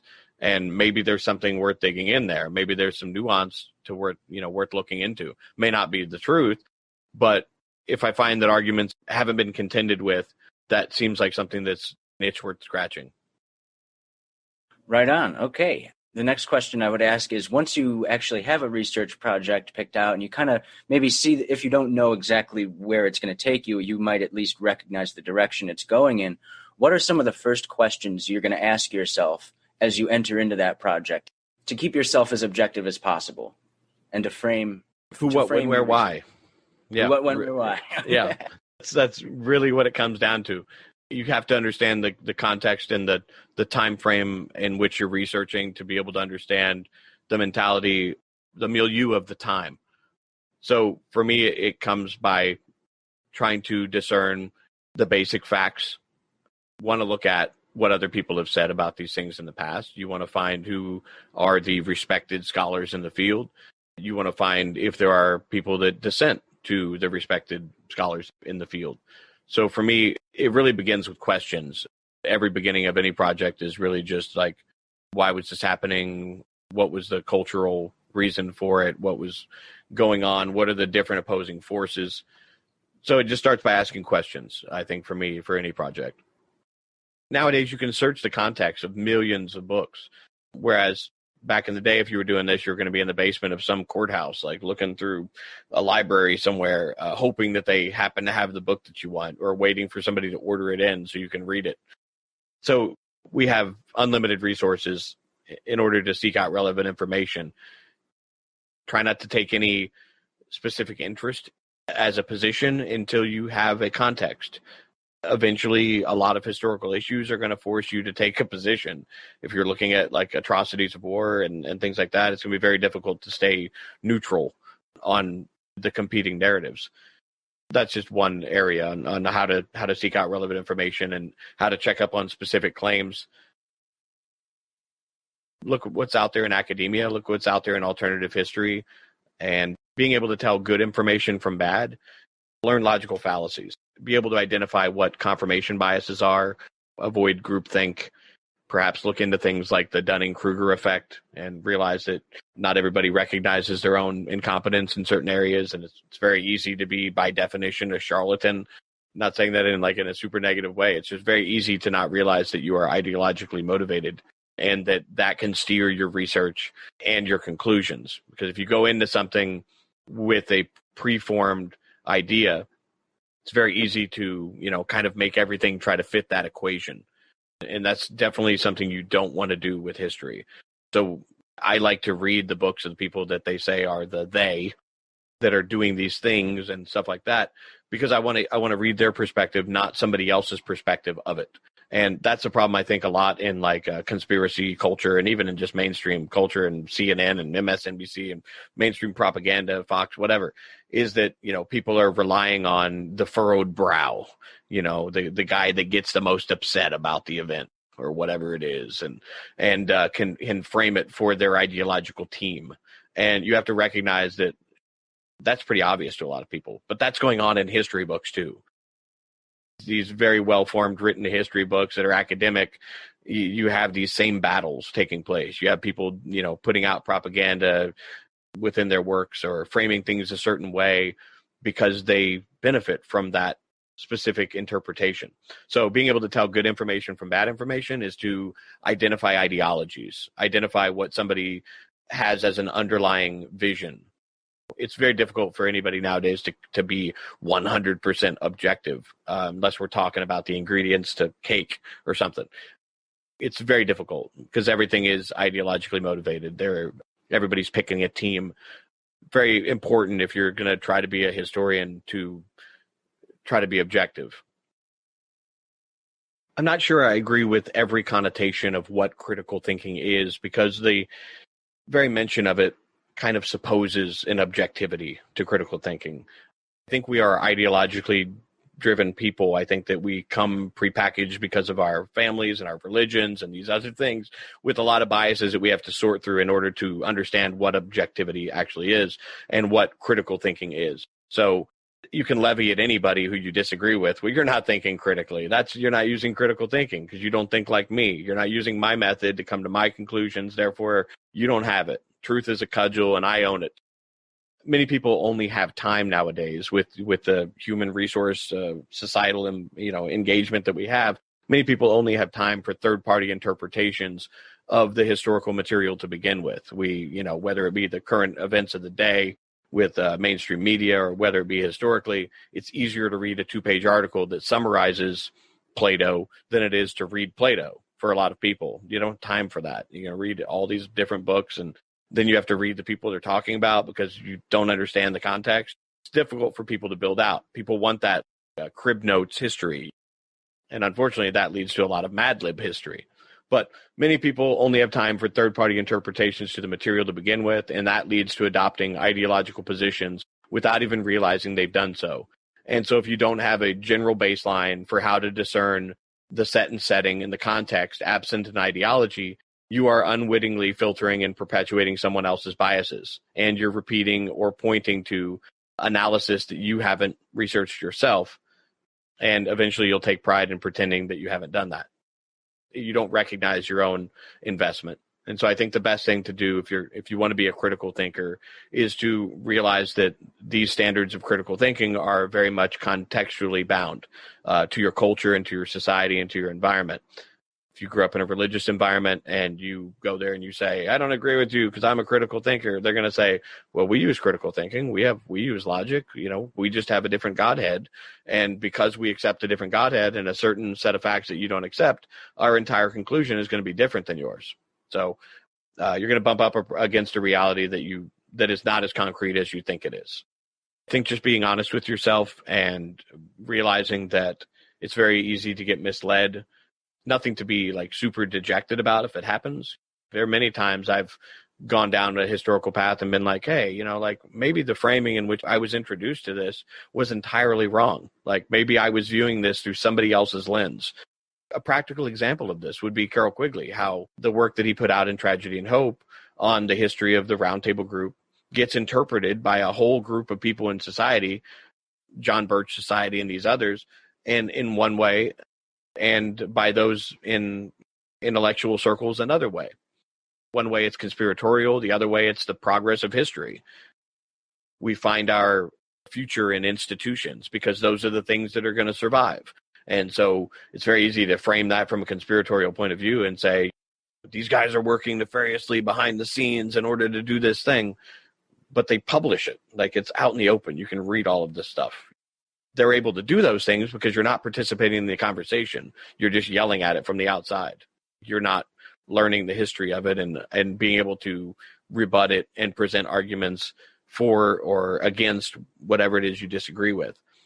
I love that conclusion. That's perfect. That's kind of like the unspoken point of my whole series is like, I'm going to tell you the story of critical thinking. And in every episode, you're going to notice that they all said the people we talked about in the last episode were wrong. Yeah. So it's like, It's always also, it's like there is a through line.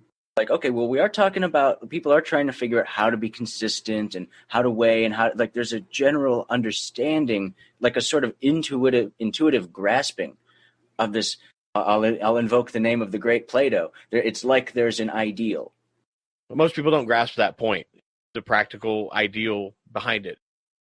No, indeed they do not. And that is what I've endeavored to rectify in my own little way by putting this series about critical thinking out there. As the listener may recall, I began episode 1 all that time ago by reading a definition of critical thinking, which went something like, critical thinking is thinking about thinking. Ultimately, that's what I hope these tales of rationality and logical systems throughout the millennia will inspire you all to do. To just spend some time thinking about thinking. Take what you find useful and relevant from past thinkers, from the Founding Fathers to Da Vinci, from John of Salisbury to Aristotle, from Plato and Socrates, all the way back to Prometheus and Thoth and Oannes. Take it in, throw out the garbage, be as consistent as you can be, and get to know your own mind. I sincerely hope you've enjoyed this series as much as I've enjoyed making it, and I welcome all feedback on this at storyofnowhere.com. Just don't be too critical. I look forward to continuing the conversation on logic and critical thought now that this groundwork has been done, and I look forward to digging deeper into research methods and practices in the future as I continue to produce more shows for all you fine people. Of course, my deepest thanks and appreciation to Kevin Cole, not just for joining me for this extra-long episode, but for being such a powerful, positive influence on me and the way in which I take in information, going back years before we ever actually spoke. So thank you all. In closing, I'll leave you with the song mentioned earlier in the show, Letters to Isidore by our very own Kevin Cole. Enjoy. Abraham, what I could not say earlier from my pulpit, as it were, is that I view your crime as a mere symptom of a more serious disease that is afflicting these colonies. Anarchy. You mean self-rule? I mean chaos, masquerading as freedom. An excuse for criminal activity and every man for himself. Well said. If these upstarts were truly concerned with your liberty, they wouldn't encourage smuggling on the one hand and then roll you with the other. So, we all must pay a tax. The question is just who will collect.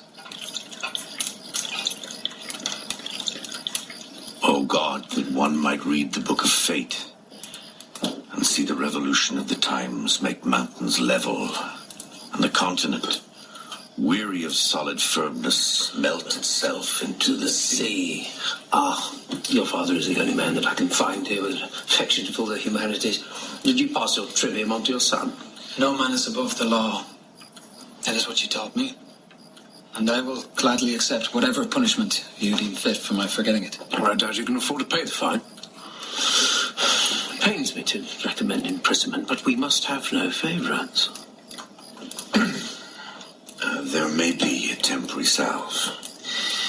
His Majesty has decreed that any of his errant subjects may be forgiven their transgressions if they pledge an oath. An oath of loyalty, yes, yes. That is ideal. It's a public oath and paper. When it becomes clear that your cooperation assisted in the capture of the enemy, then any doubt will be put to rest. What the professional album is all about. Here's how the message gets infected inside. Since perception cut short, they elected it dies. Ineffective until language they claim and offer you freedom. Provisional authority complex, you don't need them. No instructions, devoid of secretarian claims. Erected edifice, and it's not that complex, it's just chains. Locked in the key has always been language. Define legions and passive anguish. Eternal plaintiffs, overtaking your brain through glass cages. So fuck the Masons for lost ages. Organic unity's just been blasted like Boston spaces. So tend to tape this to critical nonsense, or you'll be back to the order in Britain's table of contents. There's too many roads and Hecate's a demon for asking. Liberal education exists by fragments and last bastions. So benefactions can bask in the mask of occulted wisdom and never carry a rhythm to indigenous children.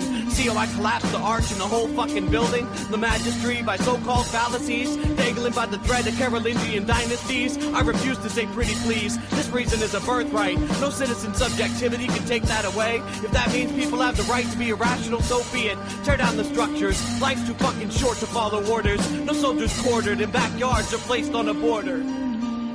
It wasn't yours in the first place.